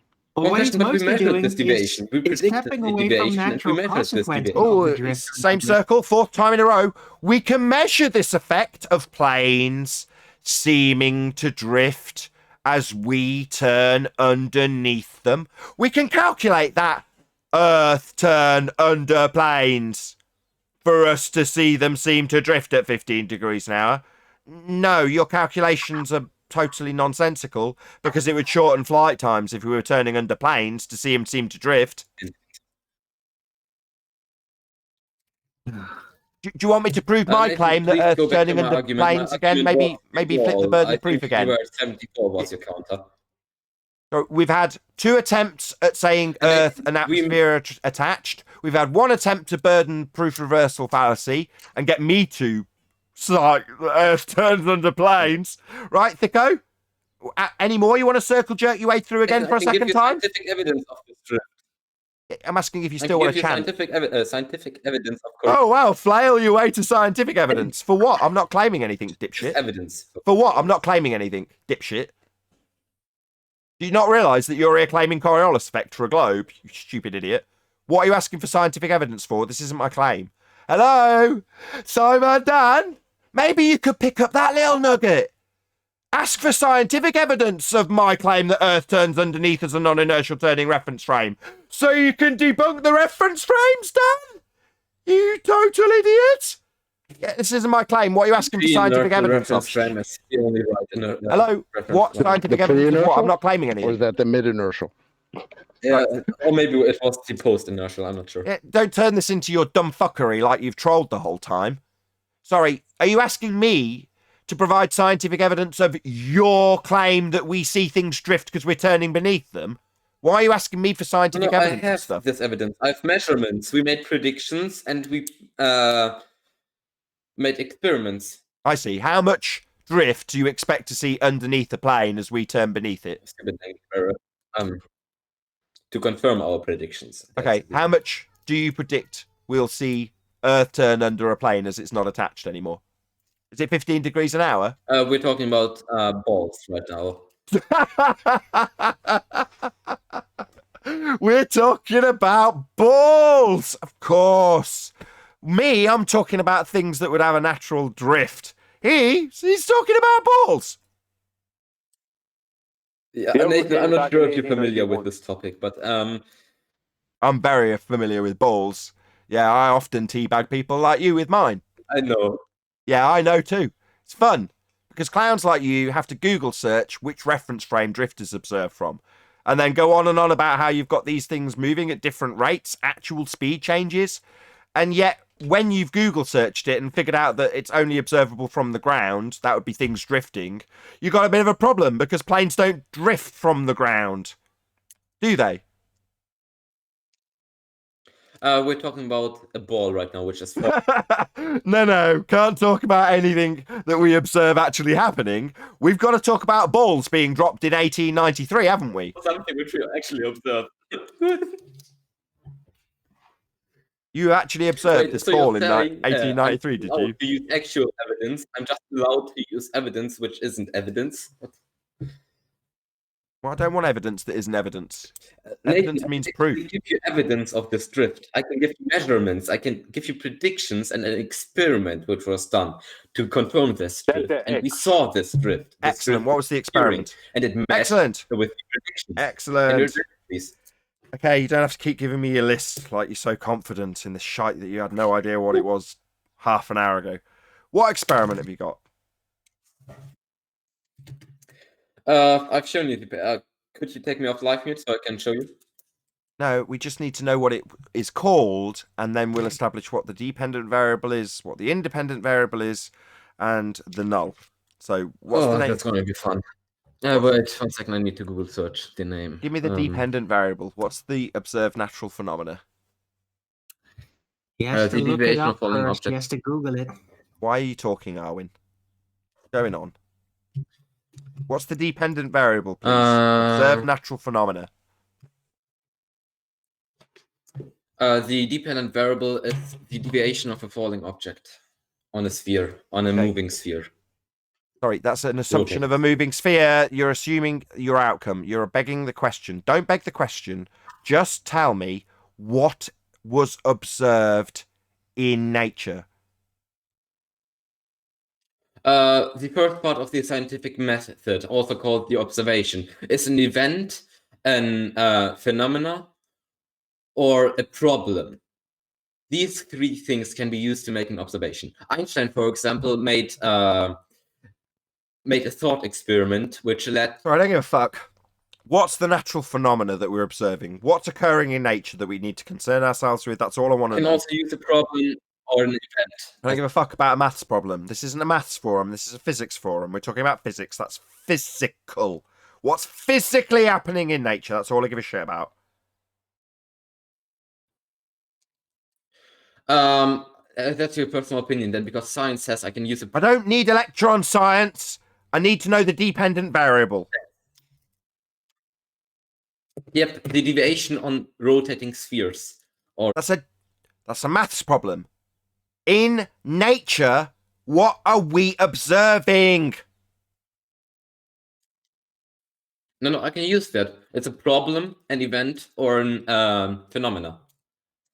I have a problem in geometry. That's maths. Get the fuck. Get out and go to a maths forum. Piss off to a maths forum.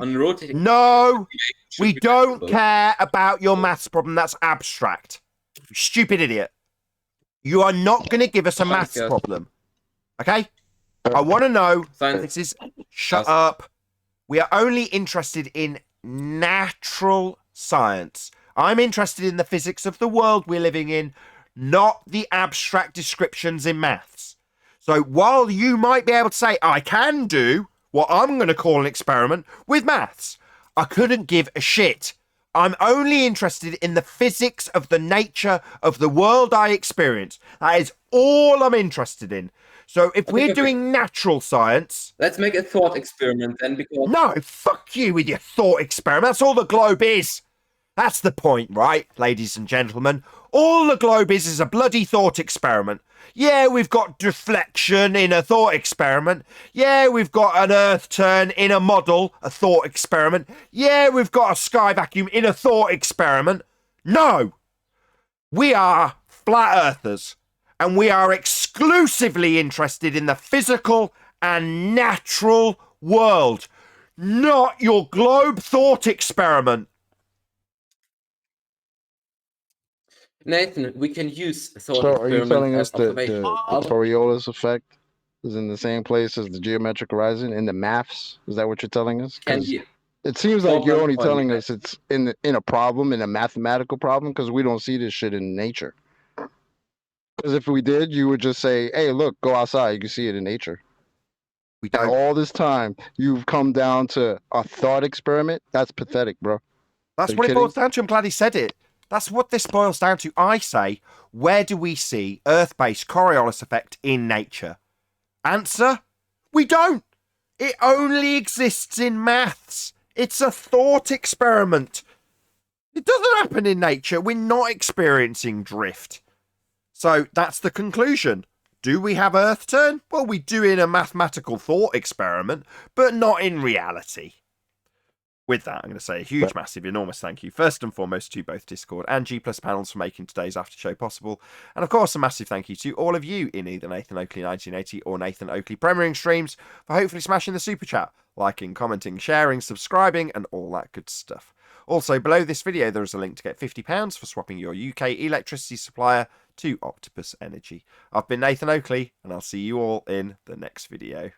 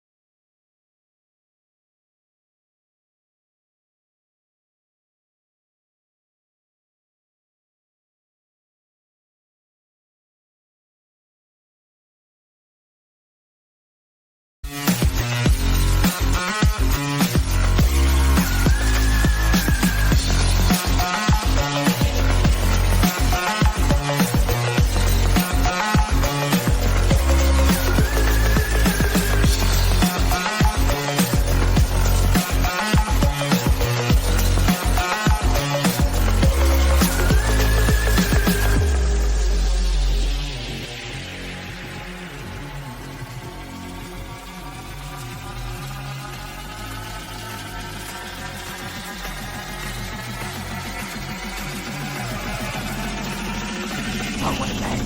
What a lovely day!